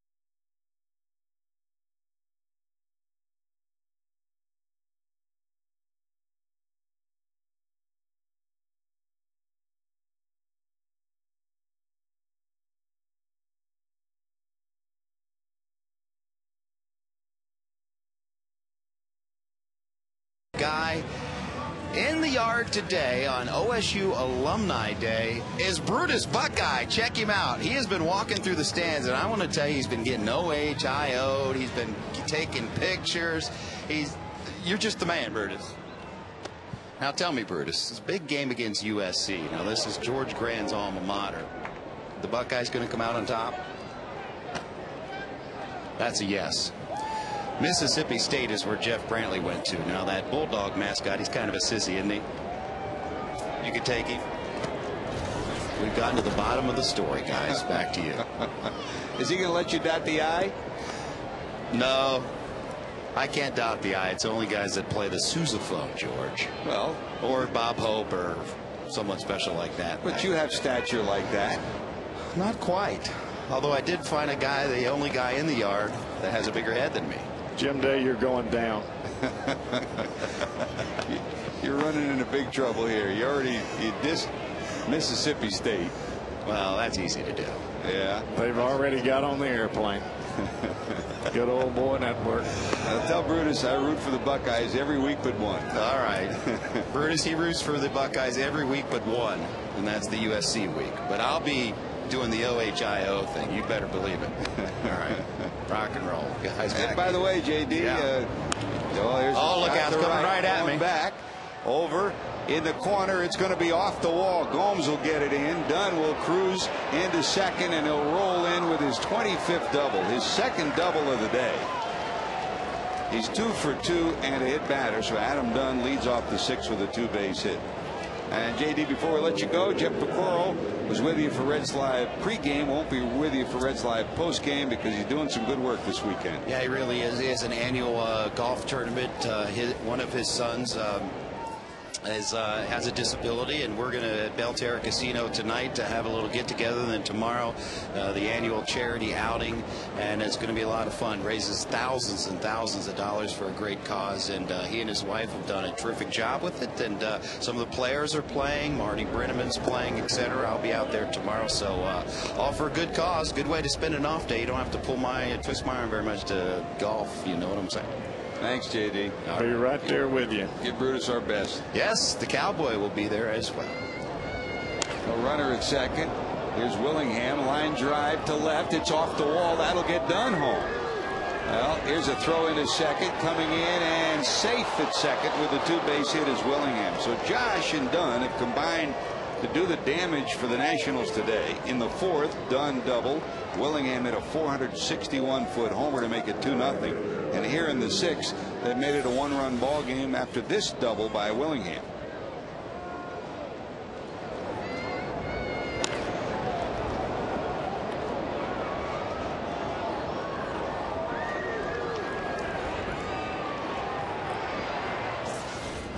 The big guy's got a big swing, doesn't he?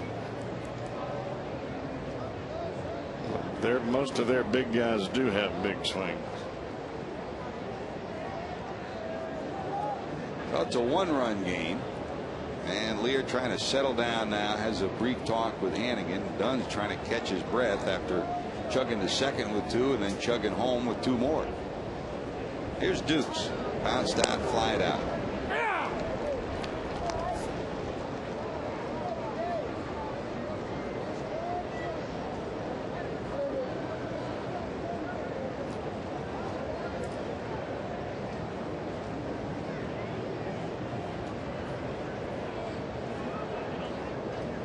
That's a long look in right there.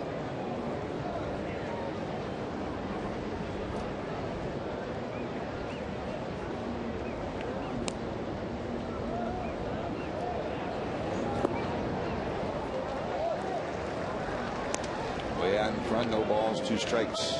All right, Reds fans, for a great tasting meal and unbeatable value, pick up delicious JTM Philly Kits, burgers, or delicious hoagies at your favorite grocer. JTM, food, family, and fun. Trying to get Dukes for the first out of the inning with the runner in scoring position, and he fouls it off.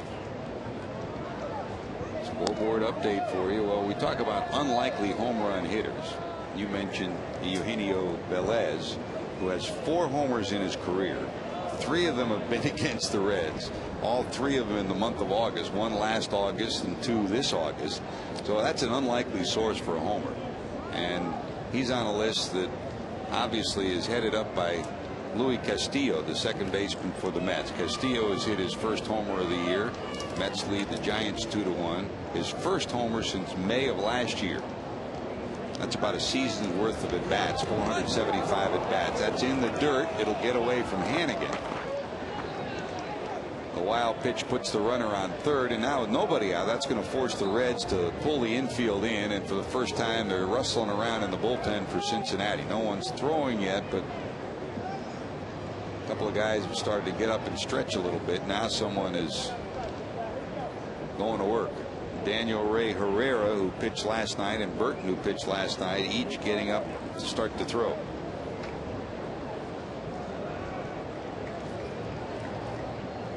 One ball, 2 strikes. Now at 89 pitches for Lear, and he gets him. That's pitching right there, boys. Run it in, you run it away, you throw him the curveball, and you get the big swing. You throw him the curveball that goes all the way to the backstop. So he's looking fastball here. You don't have to throw him a strike because he's looking fastball.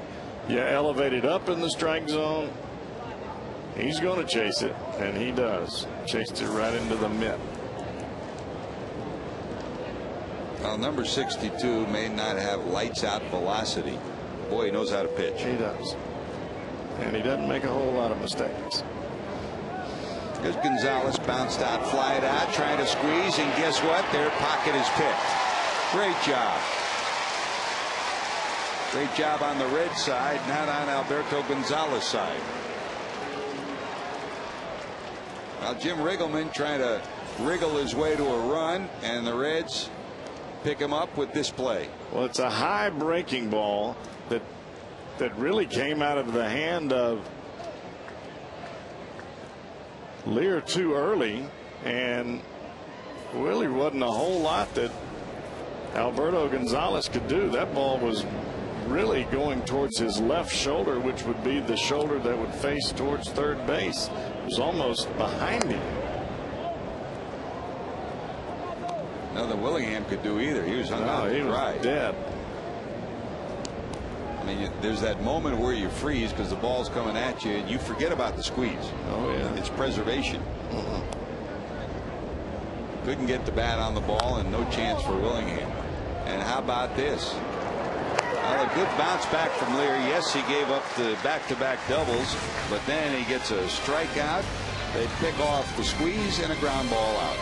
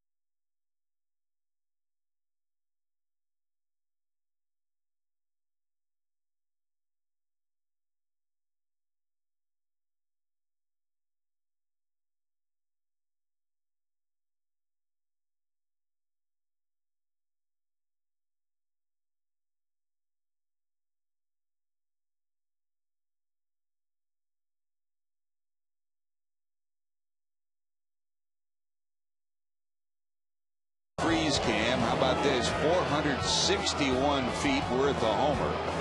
Midway through the upper deck. Big bomb from the big left fielder. Josh Willingham's homer made this a 2-0 game, and then the Reds fan said, "You can have it back." Good job.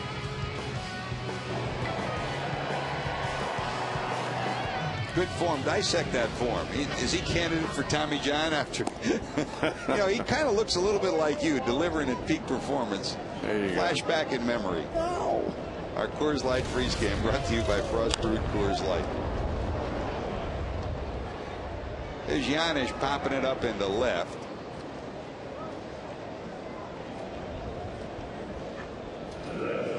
First out of the 6th inning. And here comes Hannigan. Ryan's got the rally started in the 5th with a base hit to center.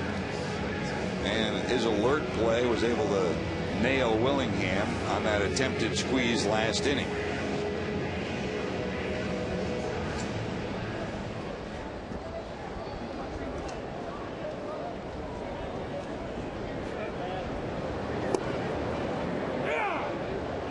This is a game of opportunity, and of course Ryan Hannigan has gotten an opportunity late last year and then this year when Ramon Hernandez went down with his knee surgery, and has shown very clearly that he's up for the task. And it also, with the surgery, has opened the door for Craig Tatum, and we evaluate on a daily basis by looking at players, but you get a different view from scouts and a different view from the umpires. And in talking to the umpires about the Reds catching, I mean, they have been very impressed by both Hannigan and Tatum, the way they've conducted themselves behind the plate, the way they set up, the way they catch and throw. So a good year for Hannigan, a good year for Tatum too coming up. And also a tip of the cap to AAA manager Rick Sweet, who does a great job of instructing catching. I mean, he's helped Hannigan certainly the last couple of years, and Tatum's come light years this year too. Chris Stanovi, same way. He's there now. 2 away, and here's Lear, who will hit here in the bottom of the 6th inning. Lear struck out and sacrificed.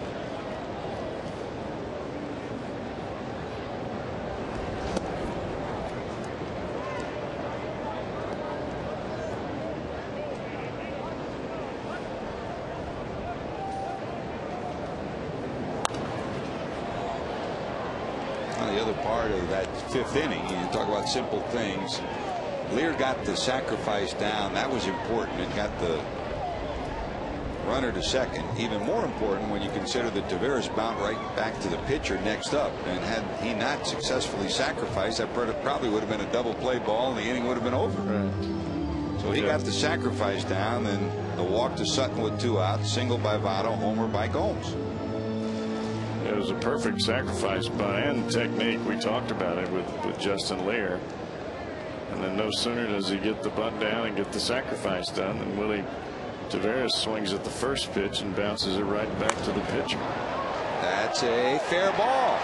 Into the corner, rounding first, going to second. Lear will have 2, and he'll settle for that. Duke still hasn't gotten the ball, but Lear's already stopped. And he needed to stop. Yep.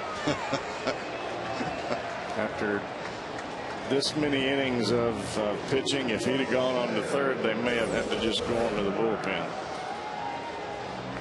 He's got a good swing there, hits it right down the right field line. But then again, running is not his forte. You can see him running on his heels. He breaks it down at second base. Well, too late.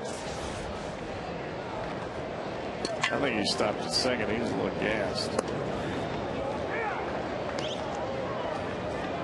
Oil leak rounding first, huh? First career double for, and a first career extra base hit for Justin. A productive year all around for him so far, and that's an insurance run. The Reds lead it 4-3 here in the 6th, and here's Taveras with 2 outs, the runner at second. That's a bouncer.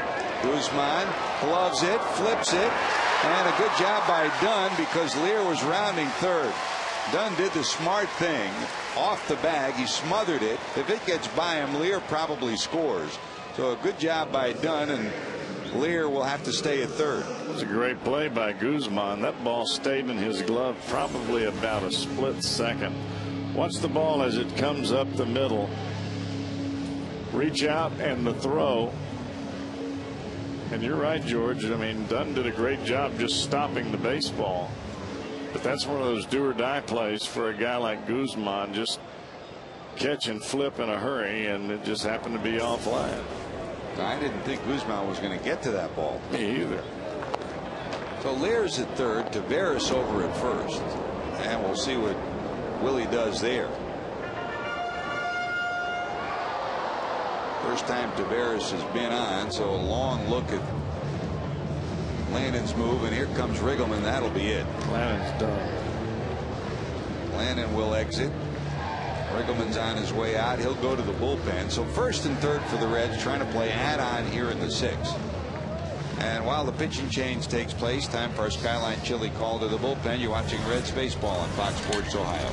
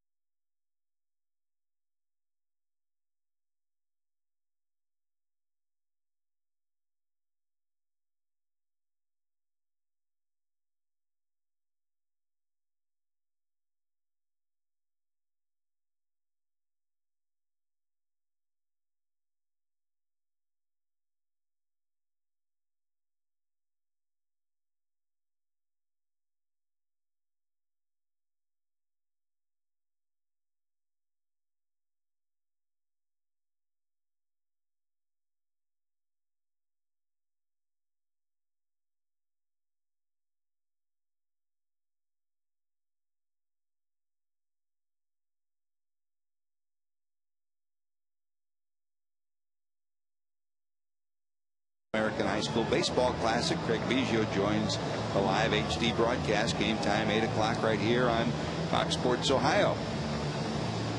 Jim Day Fan Club, the Raleigh Pack in full force here today.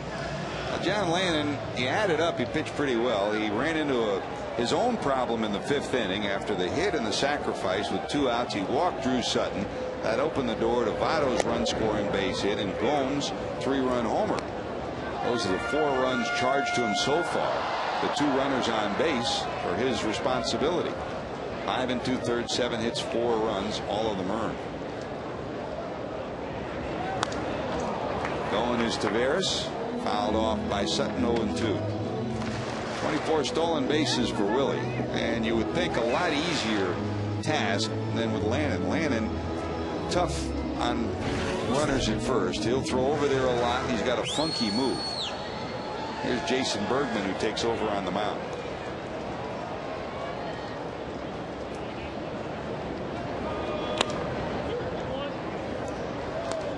One ball, 2 strikes.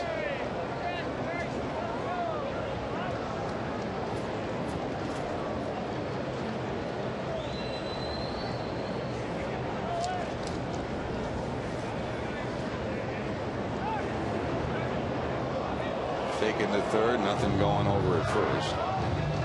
Burnett and former Red Ron Ballone, the 2 lefties. Bergman, Clippard, Kensing, Rivera, Sosa, and the closer McDougal, the righties in this Nationals bullpen.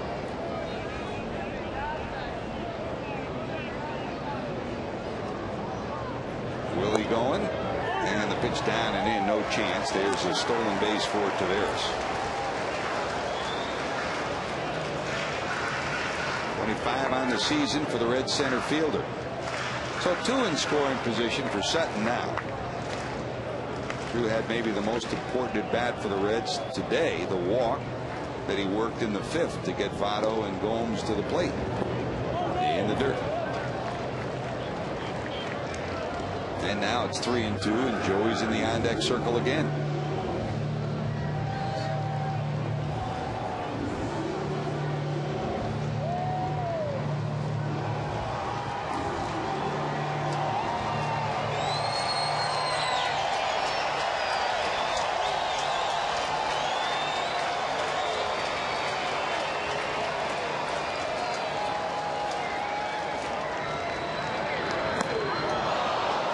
He got it. So the Reds will strand a pair in the 6th. They still lead it 4-3 as we head to the 7th.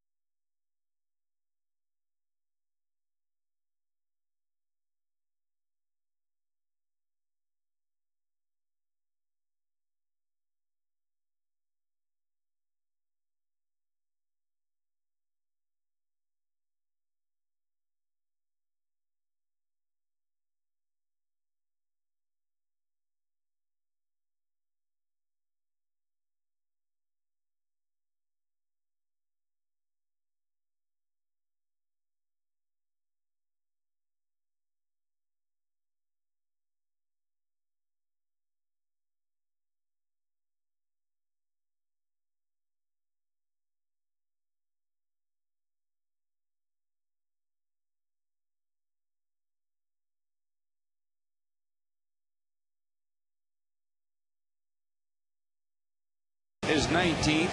2-0 lead belongs to the Washington Nationals. That's the way it stayed till the Reds went to work. A base scoring hit by Joey Votto gives the Reds 1 run, and then a big blast from Johnny Gomes. A 3-run homer, his 15th, gives the Reds a 4-2 lead. Adam Dunn came back with his second double of the ball game, and that man Josh Willingham again, another hit, this time a double. He plates Dunn, and it's a 4-3 ball game, and that's where we are right now. The day is over for the starting pitcher John Lannon, and the day is over for the Red starting pitcher as well, Justin Lear. Lear will exit with a 4-3 lead. Taking over will be Jared Burton. Second time in 2 days he's pitching. Burton, whole key since he has been back is the velocity on the fastball. It's a natural cutting fastball. As he throws it, it almost looks like a very short slider cutting away from the right-handed hitters or into the left-handers. But that pitch has to be somewhere between 90 and above for it to be effective the way he wants it to be.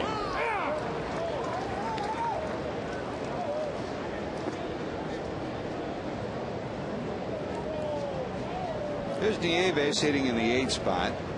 The jack of all trades, Willie Harris, has moved into the on-deck circle with the pitcher spot due up next. That's a bouncer. It's a fair ball. Past Votto, rounding first and holding there on a good job by Gomes to get over and get the ball in. Nieves has his 3rd hit of the afternoon.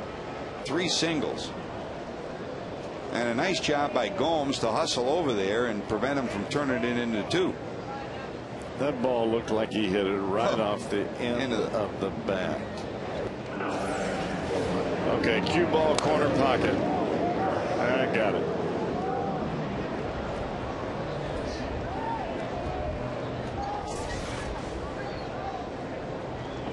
Well, now you just got to roll a double play.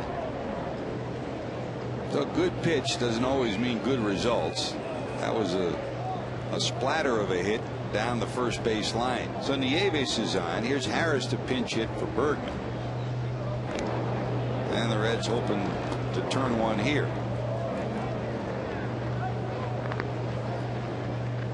Day over for Justin. There are his numbers. 6 hits, 3 earned runs, no walks. And in this park, you can't afford to walk him, and he didn't. 2 strikeouts. And you had to be pleased with his day today, Jeff. Well, I've been pleased with every start that I've seen. I did not have the opportunity to see him in his first start where he walked a bunch of guys. But the first start for me, I always throw out anyway. His change speeds as well or better than anybody I've seen this year. In the air to the right side, it'll be in the seats and out of play, foul. And not only has he changed speeds well, he's thrown more strikes than anybody we have as far as starting rotation goes.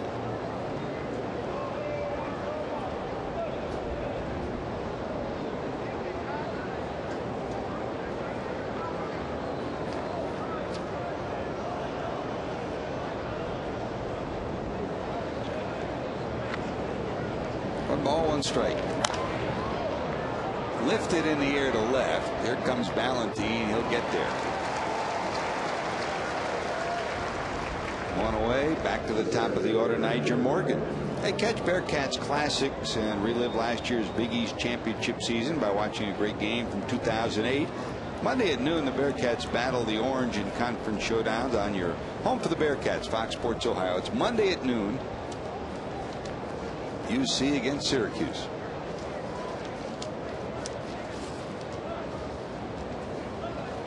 Well, here comes Dusty with a slow walk out there with Morgan coming up. It looks like he'll go back to Daniel Ray Herrera.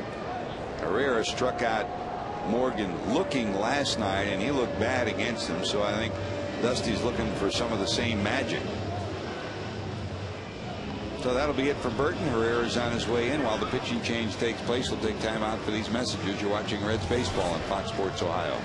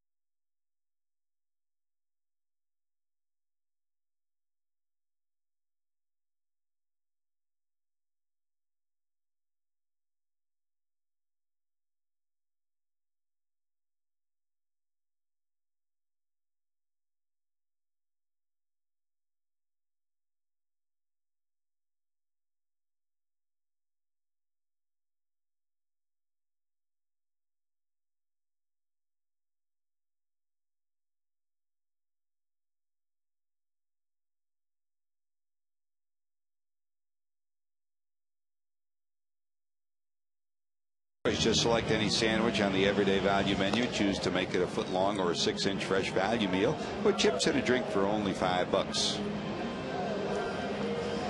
Reds would love to make it a value meal today. They need a win to take a split in the series, and it's up to Daniel Ray Herrera to try to get this tough little leadoff hitter. Daniel Ray faced Niger Morgan in the 7th inning last night, got the final out. He struck him out looking, and he looked bad doing it. Now, what do you do if you're Niger Morgan? I mean, with his speed, he may just try to drop a bunt down. He looked so bad last night. Well, with Rosales in as far as he is, Morgan looks like he's up on the plate a little further. He may try to drag it and take it with him down the first baseline because Votto has to hold the runner on.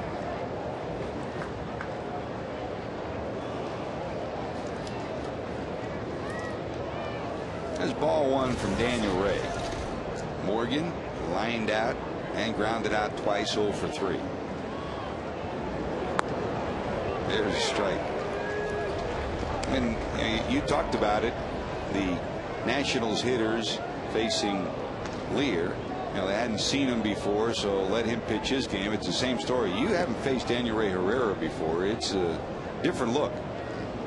And it doesn't matter if you've seen him from the dugout. If you haven't been at home plate, that's the key. That little Scroogey looked like it was going outside. It just caught the outside corner. I'm telling you, you just don't realize how the pitches are coming. Watch this pitch as it comes to home plate. It looks like it's going to be high, and it just drops right down there.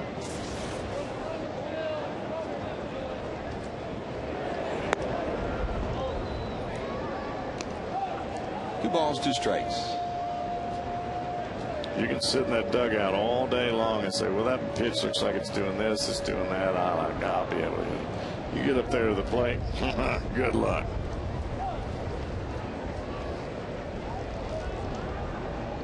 Nieves still off first. He did it again. I mean, that's about a defeatist swing as you can get from a batter at home plate.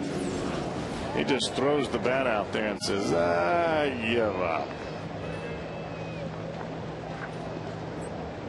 And that goes back to the first breaking ball that Herrera threw. That was a strike. Once a hitter knows that you can throw a breaking ball for a strike, you gain his respect. Second game in a row, Herrera strikes out Morgan. Now he faces Guzman.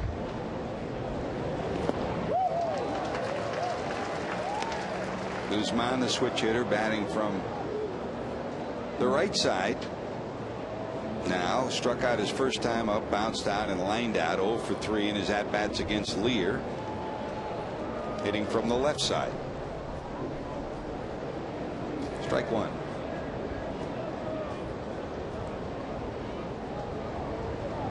And the beauty of the little guy is he'll throw that pitch with just about the same mechanics. I mean, you saw the pitch that he threw to Morgan, and now here's Guzman steps in. He thinks that ball's going to be coming right at him, and he turns it over a little Scroogey, and it's down and away. Everything for Daniel Ray comes out of the same arm spot.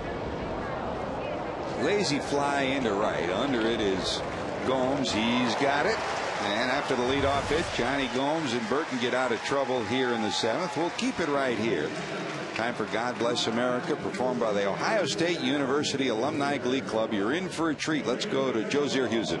And the Reds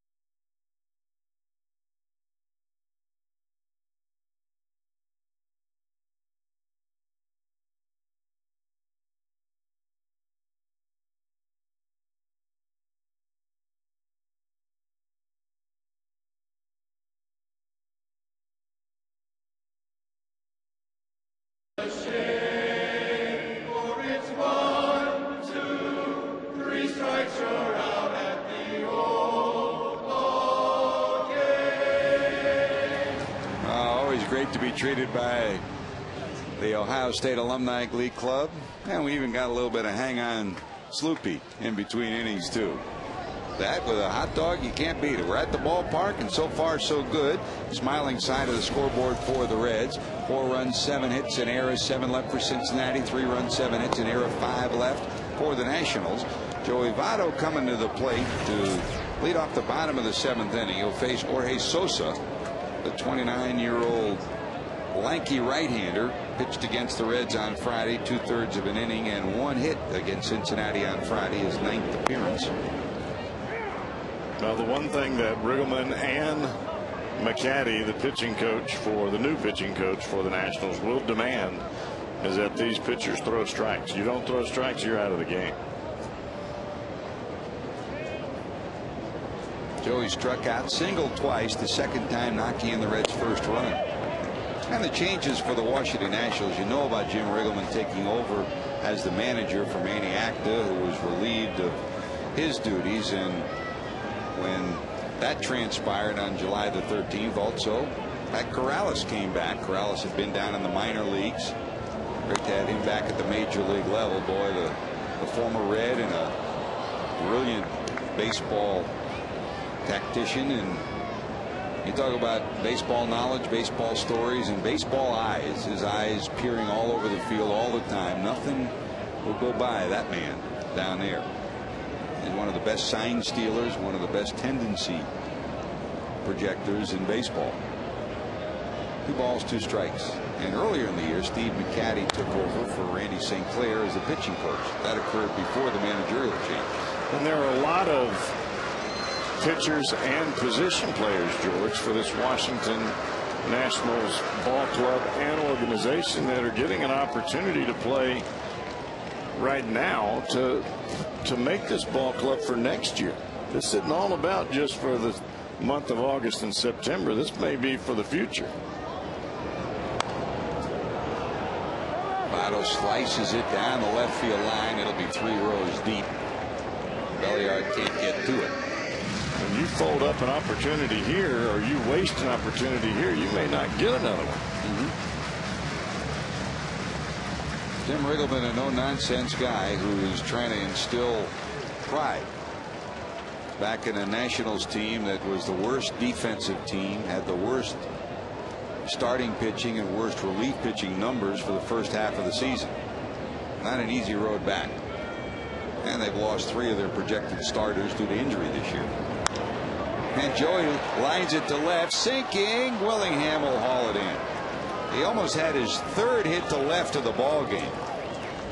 Nice catch by Willingham, and there's the first out of the 7th.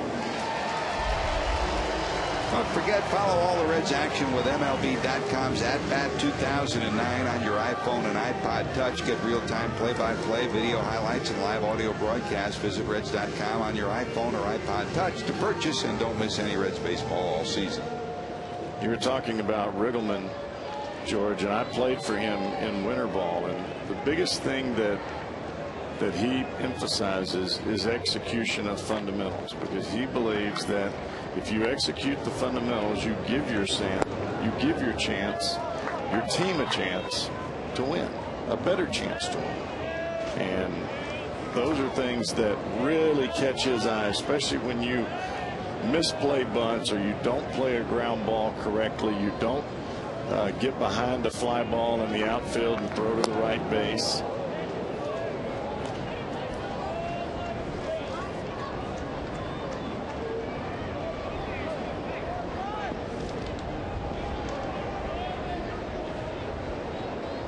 Outstanding minor league manager at the major league level. He's had a couple of tough assignments. San Diego from 92 through 94. He was the Cubs manager from 95 through 99, and last year the interim manager for Seattle. I guess you'd have to say that he and Pete Buchanan now lead the league in the interim managerialships. They both have done it twice. He's done it here and then in Seattle last year. Pete did it, of course, with the Reds and with Pittsburgh.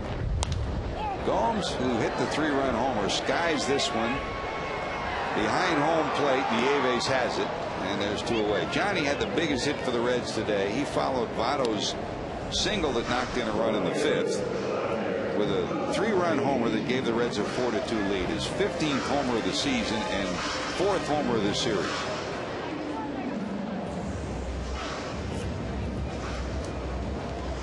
Last Red to have at least 4 home runs in a series was, guess who? The first baseman for the Nationals today, Adam Dunn.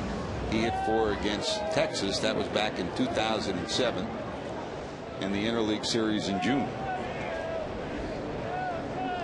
I think that was 2 one game and 2 another.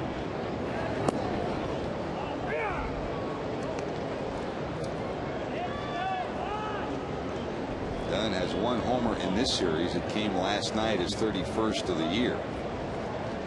In fact, when he joked with Ken Griffey Jr., they talked before the series started. He said, "I'll try to hit one for me and hit one for you in this series." Well, we got one for him. Let's hope we can get out of the series without him getting another one. You were talking about Pete Mackanin and Riggleman being interim managers. Riggleman at least has on his resume where he went and they won the National League wild card. At least they were there. They weren't there long, but they were there.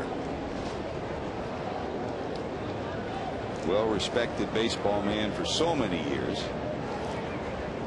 Minor league manager, and there was a lot of talk in and around St. Louis before Tony La Russa went there, and when the reports came in the last couple of years that Tony might leave at any time, that if that did occur, that Whitey Herzog might come back and be in charge. And if that were the case, I think Riggleman would probably be the first guy and the first choice for him. They were so close. Well, I think before even Tony came there was talk of Riggleman coming to be the manager in St. Louis. And his pitching coach would have been Mark Riggins, the guy that I was talking about that helped me learn the split finger. Another Cardinal minor league operative. Cardinals have had some great ones over the years. George Kissel, one of the greatest infield coaches of all time. Oh, I love George. Yep. 1 ball, 2 strikes. Down and away. One of the greatest bunting teachers of all time was George Kissel. If you couldn't learn how to bunt from him, then you were never going to be able to bunt. Exactly. Because he could take what you had to work with, even if you were scared of the ball, and he would teach you how to punt, even if you were scared of the baseball. And that's tough to do. Because there are a lot of young pitchers when they come up,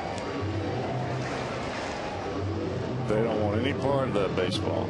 They step in the bucket the whole time they were in high school, and same thing in college. Didn't want any part to do with it, and he could teach them how to bunt.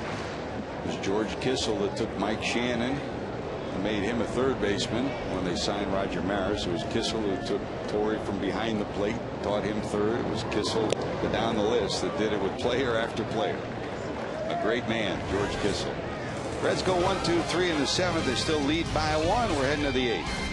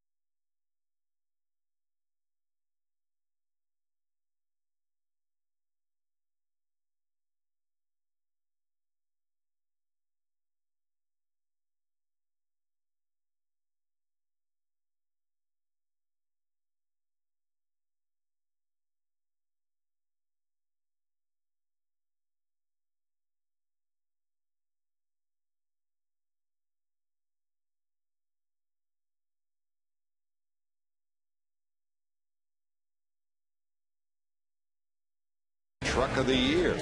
By Aflac, we've got you under our wing.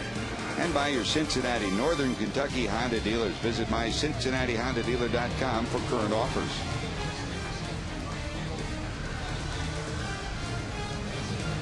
Steamy hot day. The misters are on in right center field, and you need them today. How about that hat? It's got an air conditioner underneath it.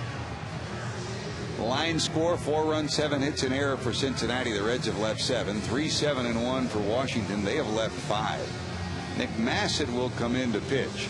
Changes for the Reds: Chris Dickerson will enter the game. Dickerson in right, Taveras in center, Valentin in left, Rosales at third, Giannis at short, Sutton at second, Votto at first, and Hannigan still the catcher. He'll receive Nick Massett's first delivery as we go to the top of inning number 8. Here's Belliard. Ronnie today reached on an error and grounded out twice.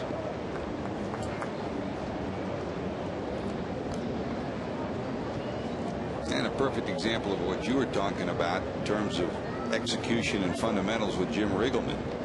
Belliard in the first inning when 2 were out facing Justin Lear. And he hit a little pop-up in the middle of the infield that Lear made a move towards. Rosales called him off. Rosales got there late. The ball clanked off his glove for an error, and the end result was 10 extra pitches in the inning for Lear. That's taken care of. The ground ball to Giannis, and say that's an extra inning. I mean, Lear could have been in there 7 innings instead of 6 today. But the thing that was probably most amazing to me is that Belliard wasn't standing somewhere between home plate and first base just kind of watching the ball. He was at second. And I know that Belliard doesn't do that all the time, but he did it then, and that's what you're supposed to do. Well, here's the discussion. Hannigan out to talk to Massett, because here come the big guys. These are the 2 guys that have done the damage, and with the lefty Arthur Rhodes in the bullpen, I think Dunn knows he's not going to face Massett. They're giving him a little extra time to loosen. Dunn's no dummy. He'd be the most surprised guy in the ballpark if he were to walk up to the plate and face Nick Massett. Dusty the long walk. Massett gets the first out of the inning. Here comes. They haven't made a move yet. Now they may, and I don't know, they might want this guy. Apparently not. There might have been 3 surprise guys. Yeah. You and me both. Yeah, tell me about it. Well, I would Massett will exit. I imagine we're going to see Cordero here maybe in the 8th today. We'll see. Here's a pitching change. Time for the change, brought to you by Reds Baseball.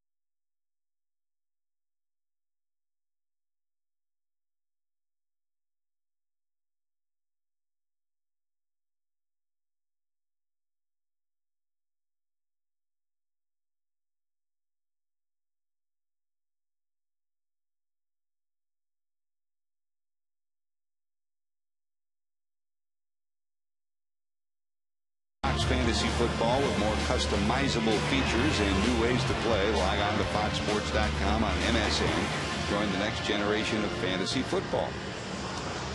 Well, here's the matchup that you expected. Adam Dunn probably expected it. Arthur Rhodes probably expected it. So Rhodes will face Dunn, and if you're wondering, Arthur and Dunn's 0 for 11 against him. Dunn's delivered today, hit by a pitch in the first, doubled in the fourth, scored on the homer by Willingham, and that almost hit him, and it did. So he's on base all 4 times today, hit by a pitch twice and 2 doubles. Did Dunn even move out of the way? Nope. That's a shirt ripper. It got the shirt. That's the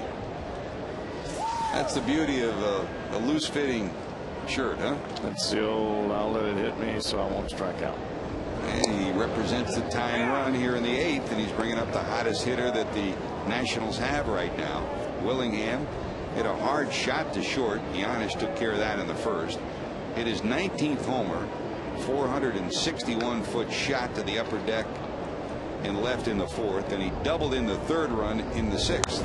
And there's another base hit, this one to right. Dickerson in to get it. So with 1 out, there are 2 on. A hit batter and a base hit. 3 for 4 is Josh Willingham. And here comes Elijah Dukes.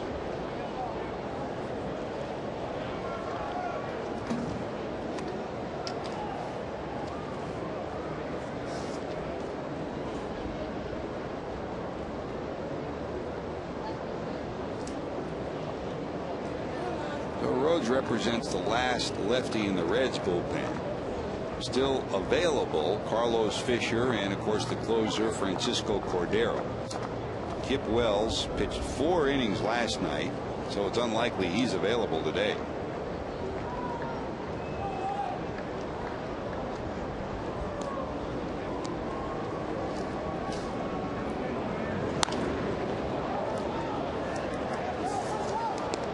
Rhodes facing Dukes. They've met once. Dukes is 0 for 1 against him.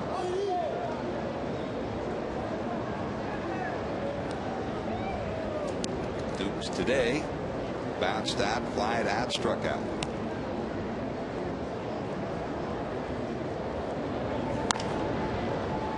That's blooped into the seats down the right field line. 0-2. Well, he's getting closer and closer. The first one was fouled way over the first base dugout. That one was over the tarp. If he makes that much progress towards the field of play this time, he may have a hit down that right field line. What does that tell you about how you're going to approach him with this pitch? Bouncing it. Center field, Taveras there. He's got it done and gone halfway, so he retreats to second. That one didn't bounce. No. He lucked out on that one. Second out, and Alberto Gonzalez is due up. But coming out swinging the weighted bat will be the ever-present third baseman who had the day off today, Ryan Zimmerman. And Zimmerman's been one of the best and hottest hitters in the league. And he's also hitting against Rhodes quite well. 2 for 4 against Rhodes in his career, and overall 303. He's had a 30-game hitting streak and just had his most recent hitting streak snapped at 16 the day before yesterday. So he'll hit for the second baseman Gonzalez. And in all probability he'll stay in the game. He'll go to third and Belliard will move to second. Do you think that there was any thought to having Cordero up right now? Probably thought, and it may happen before this inning's over. He's not up yet. And remember, Dusty's down right now to only the 2 righties available. But I mean, Cordero is not going to pitch more than 2 innings either way. If you're going to seal the game shut, it's now. And there is a day off tomorrow. Right. Looped into right. Here comes Dickerson. Long run. He can't hold on. The tying run's going to score. And going to third will be Willingham. And the throw's coming in. They're going to try to score, and he's going to be safe. He's safe. The go-ahead run scores. Oh, my. The play blows up in the face of the Reds. A blue base hit that Dickerson gets a glove on, but he can't hold on. 1 run scored. Willingham was going to stop at third, but he kept steaming, and when they didn't react quick enough, the throw to the plate is too late. Hannigan goes up to glove it, but doesn't get the tag down. Here's another look, Cowboy. Well, this is the 3rd hit now in 5 at-bats off of Rhodes for Willingham. A dive by Dickerson. He doesn't come up with it. Sutton is holding the baseball, and he lobs it in. Now, when that lob comes in, that's when he takes around third base. So from 4 to 3. There's another look. Watch the lob and watch if you can see Willingham, who stopped at third, and now with the ball lobbed in the middle of the infield. And I don't know, it appeared at first that Hannigan may have gotten the tag down before he hit the plate.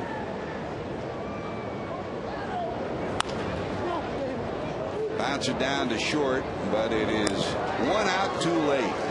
The Nationals score 2 and lead it 5-4.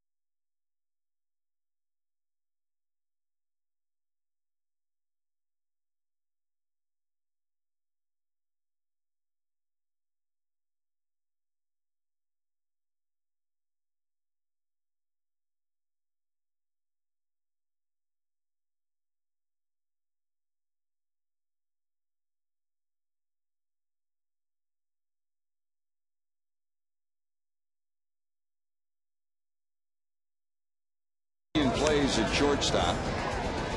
Takes a tricky hop here, never gives up on it, and still gets the out at first. Our Mercedes-Benz E-Clash Ascension assist of the game. So Giannis played well, but the defense lapsed for the Reds in that half inning. Simple things, Cowboy. You've been there. You know, you're going to make a throw, make it. The lob throw and the alertness of Willingham at third. Never to give up on the baseball. He kept his eye on it, and as soon as that lob took place, he was on his way to home plate. Just a great heads up play from Josh Willingham. He was watching what was going on. It was a great effort by Dickerson in right field. So instead of an inning catch by the right fielder, it squirted away. 1 run scored, and here's Rosales. High ball into left.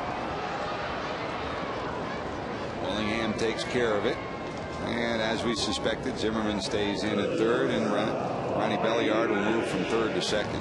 But I still say that if Zimmerman is going to come to the plate there, then that's Cordero's guy. 8th inning, 1 out, ball game on the line. That's what your closer's for.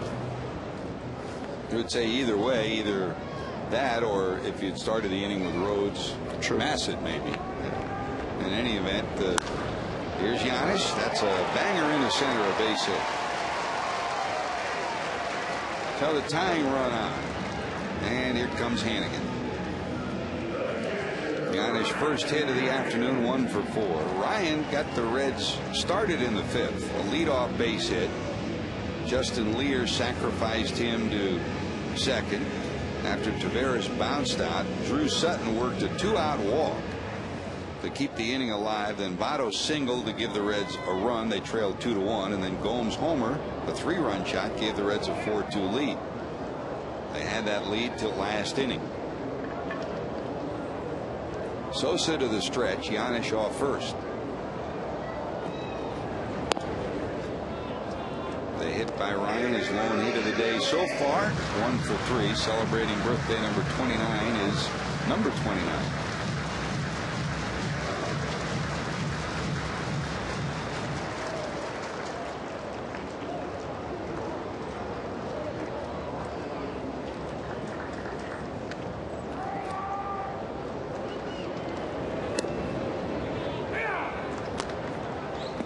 Drops in there for a strike, 1-1.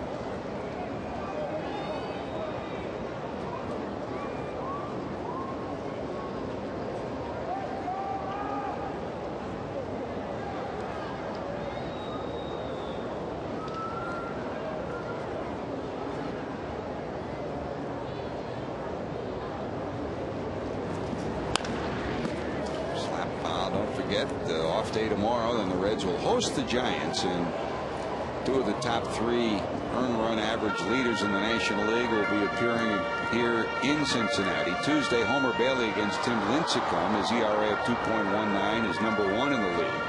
Wednesday, Bronson Arroyo against Barry Zito has had a bounce back here. And then Thursday, Aaron Harang against Matt Cain, whose 2.49 earned run average is 3rd. Chris Carpenter in between the 2 of them. Those are some great games in San Francisco. The identical matchup that we had last week in San Francisco, and there was some exciting baseball. So join us Tuesday, Wednesday, Thursday here at Great American Ballpark. And by the way, Homer says the ankle looks ugly, but it is okay after taking the line drive off the bat of Albert Pujols in St. Louis. 2 balls, 2 strikes to Hannigan. And we'll go full. Not great speed down at first, but do you risk sending the runner 3-2, 1 out here in the 8th inning? Dusty's made his decision, flashes it over to Mark Berry at 3rd. Giannis ready to lead off the bag at first as Nieves goes out and chats with Sosa. That's probably what they're talking about right here. Not only the pitch, but can you give me this type of pitch with a slide step or with a quick step to home?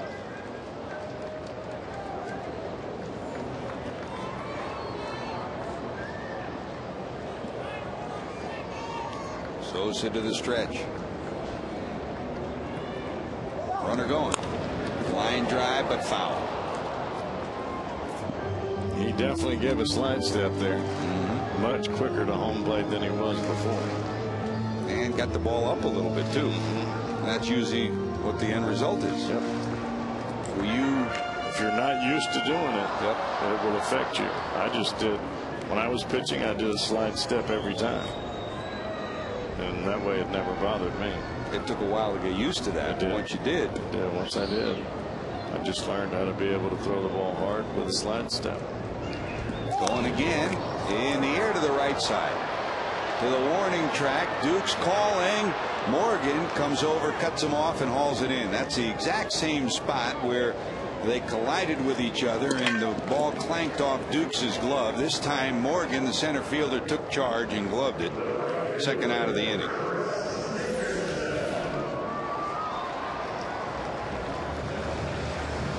Doesn't look like Dukes wants to give way, does it? No. He was holding up his hand, pointing to push him away, and didn't quite happen. Now 2 outs in the inning. Let's see if they go to their closer, McDougal, here. Jim Riggleman's out talking to the home plate umpire, Andy Fletcher. He'll make a pitching change. McDougal is loosening the bullpen, and yep, he'll go with the righty. Because a closer can always pitch 1 inning, 1/3 of an inning, and then finish the ninth. Now, when you start asking him to pitch 2/3 or a full 2 innings, that's a little difficult when you do it too much. And the other part of this equation, both Dusty Baker and Jim Riggleman have off days tomorrow, so right. You got a day to give your closer a blow. Right. Well, McDougal's on his way in. We'll keep it right here as Riggleman's hoping the big guy can keep things the way they are. Well, here's how we got here today. In the early going, the Nationals take the lead, a double by Adam Dunn, and then a 461-foot homer from Josh Willingham for Willingham's 19th of the year. 2-0. The lead belonged to the Washington Nationals. The Reds come back, a 2-out walk to Sutton, a base hit by Votto makes it a 2-1 game, and then Johnny Gomes, his 4th homer of the series. A big time shot, a 3-run shot. Reds led it 4-2. Nationals came back. Dunn banged a double off the wall in right, and then Willingham followed with a double to left. It was a 4-3 game. Add to that a big time shot to make it Zimmerman's key hit that knocked in 1 run and alert base running by Willingham, and the Nationals went for a 4-3 deficit to a 5-4 lead. So Josh Willingham's been the biggest star of this day for the Nationals. Not only a 2-run homer and a run-scoring double, but that alert base running at third that forced the Reds to make a defensive mistake. You know, just then, George, I realize now from the angle that the camera showed that replay why Willingham was safe as he slid home. He caught Hannigan by surprise by the way that he came in. He didn't slide. He really just took his feet out from under him, and when he did that, the ball actually came out of his glove. You watch the slide here. He smokes him. Now you see where the ball is right there. There's the ball, and that's why he's safe. The throw was high. If the throw had been on the plate, it would have been an out at the plate. So Willingham's done his part tonight, and changes for the Nationals. They bring in McDougal. They'll also bring in Josh Bard. Bard, the switch hitting catcher, will catch McDougal. So it's Willingham, Morgan, and Dukes in the outfield. Zimmerman, Guzman, Belliard, Dunn across the infield, and Bard catching McDougal. 2 outs, and the Reds still with the runner anchored down at first. Giannis, who had a 1-out single. And here's Dickerson. Dickerson up for the first time. He came in right field in the 9th spot in the order, and at 270 on the season. Chris almost came up with a lead-saving catch on a diving effort in right. Had it in the glove, but for the second time this week, it squirted out as he hit the turf. 2 balls, no strikes.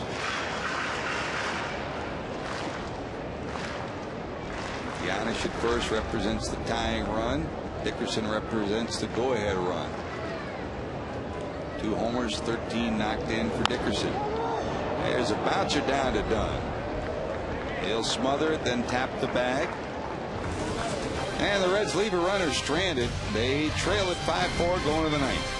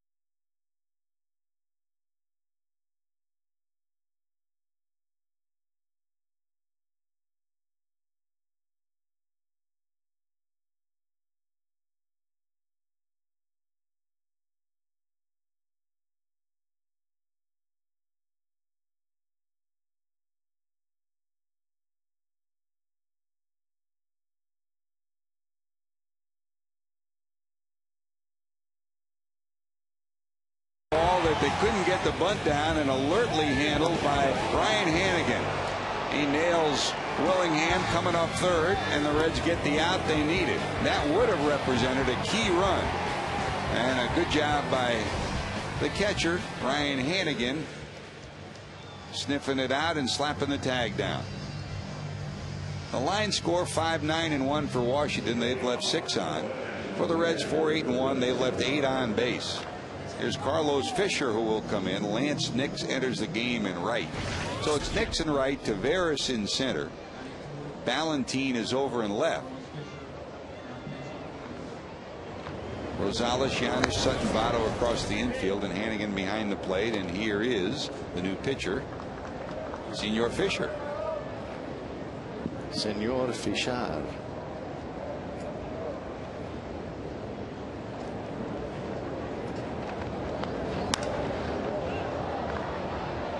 High in the air to center field. Taveras will be there. He'll haul it in. So Bard flies out, hitting in the 9th spot in that double switch this past inning. There's one away. So with Fisher being used, the Reds bullpen right now has Coco Cordero sitting out there. And of course Kip Wells, but Wells pitched 4 innings yesterday. There's Niger Morgan, and 0 for today, 0 for 4.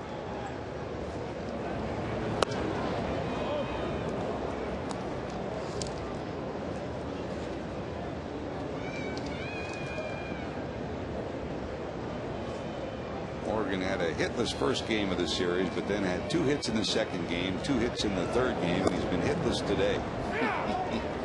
And one of the reasons this game has been close because that guy's been off the bases. He has been just on fire for the Nationals. He's the number 2 average in Major League Baseball since the All-Star break. Second in hits since the All-Star break. He puts the ball in play, George. He uses his speed and doesn't strike out. And when you do that, you put a lot of pressure on the defense.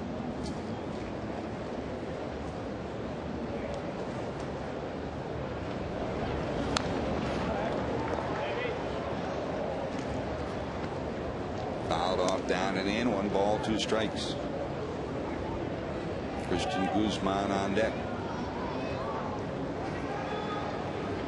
Scoreboard watching. It's a final. The Mets did win over San Francisco 3-2. Rodriguez gets the win. Foul ball down the first base line. Milwaukee leads Houston 5-4. They're now in the 7th. Florida in the first of 2, leading Colorado 8-3. They're in the 7th.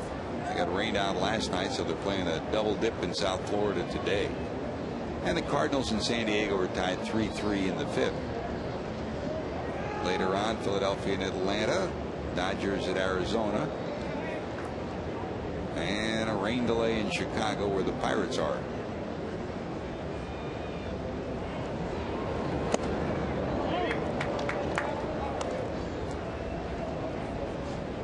Two balls, 2 strikes.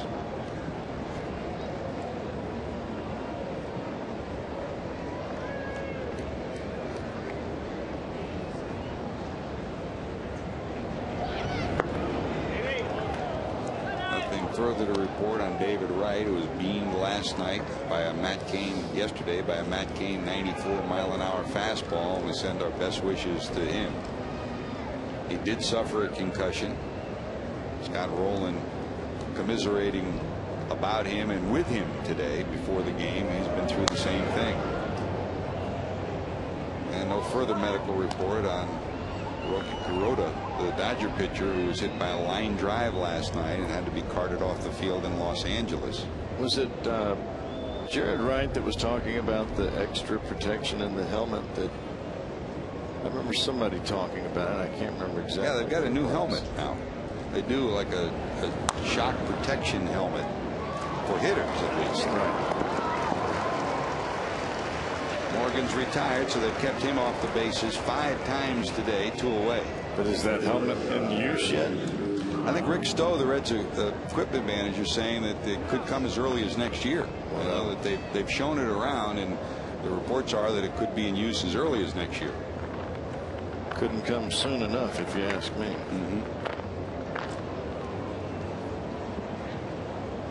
I mean, first base coaches don't like it, but now they're wearing helmets, and thankfully so. That's as dangerous a spot as there is. Here's Guzman. 0 for 4 is Christian today. But the whole issue here is not about the style or how good you look. It's about protection, about saving your life. And you know, we've already had fatalities in the third base or first base coaching box. You don't want that to ever happen again. I mean, once is too much. Coolbaugh, the minor league third base coach who was tragically killed by a line drive. 1 ball, 1 strike.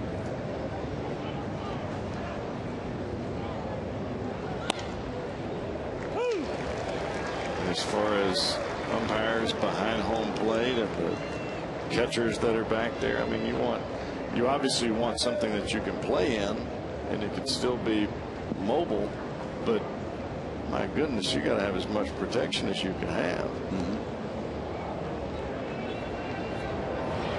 And usually you look at the major leagues to lead, and the one thing I think that we can all be proud of is, I know USA Baseball and Little League Baseball have been instrumental in getting better protection for youth players. I mean, the Little League helmets now and the protection they have is the best that it's ever been, and unfortunately it's taken some tragic moments to lead to that, but our youngsters are better covered than ever before. 1, 2, 3, top of 9, last round up for the Reds. Can they rally? Stay with us.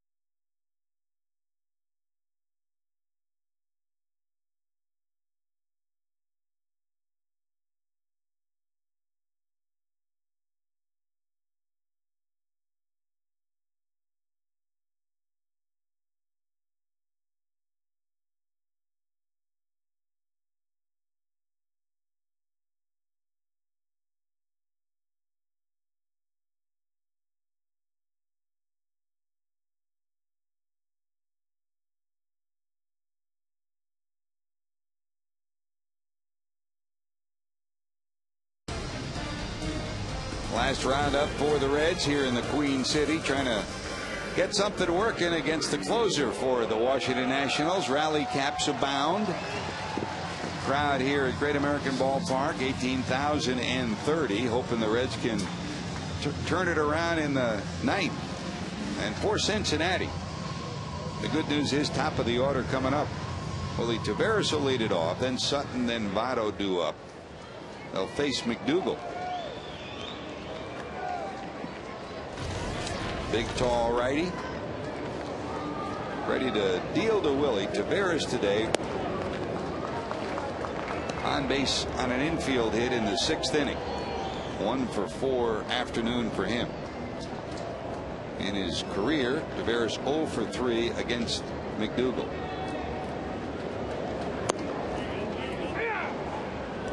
That's a strike 1 and 1. This has been a career-saving year for Mike, hasn't it? He was in the minor leagues. They signed a minor league contract in May, came up in June, and he's once again becoming a force in the major leagues when many thought his career might have been over. The only question is, will he consistently throw strikes? When he does, he can be nasty.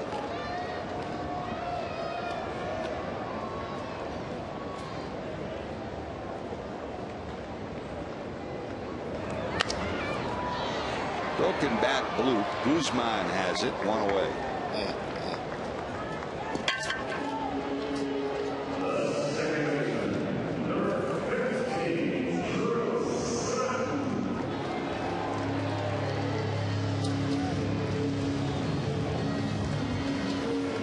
There's Juice Sutton. Sutton grounded out, popped up, struck out. The one key at bat for him came in the 5th. With 2 outs and a runner on second, he drew a 2-out walk from John Lannon. That prolonged the inning and brought Joey Votto to the plate. Votto singled in a run, and then Johnny Gomes homered to make it 4-2 Reds. That was the brightest spot of the afternoon for the Reds. Since then, the Nationals picked up a run to pull within 1 and then 2 to go ahead. And this series will be memorable for him. His first career home run, Cowboy. Got a fastball that was not down and in, but that was up and in, and he just spun and burned it. That clips the top end of the strike zone. 1 ball and 2 strikes. It almost seems as though Mike McDougall's control is better after he came in the ball game, had a chance to sit down, and then went back out. And I know for me, when I was closing ball games, you come in just for a third of an inning, you go in, you sit, you go right back out. It just seems like things slow down a little bit. We make a lot in this day and age of more than 1 inning saves. As a closer, that never bothered you. No, it's just not that big a deal. I think that when you have to pitch 2 innings 2 or 3 days in a row, or 3 out of 4 days, that's one thing.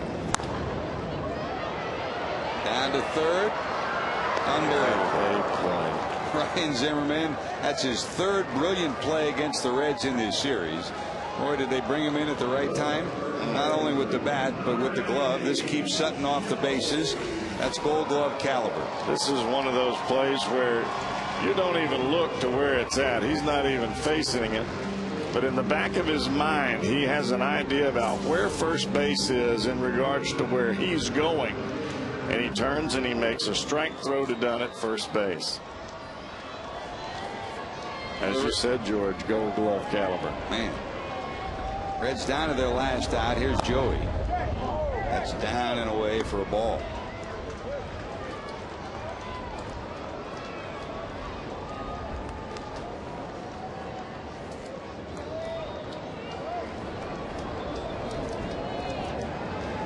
Votto today, 2 singles, 1 knocked in a Reds run in the 5th. A 2 for 4 afternoon to this point.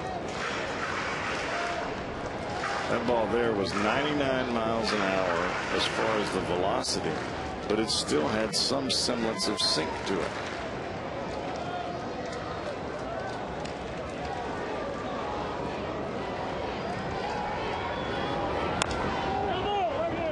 Some pitchers with their mechanics, their body, and their motion just scream movement, and McDougall does. Oh yeah. Sometimes movement can be your friend, sometimes it could be your enemy. And his is both ways. 1 ball, 2 strikes. He's almost better tired than he is wired.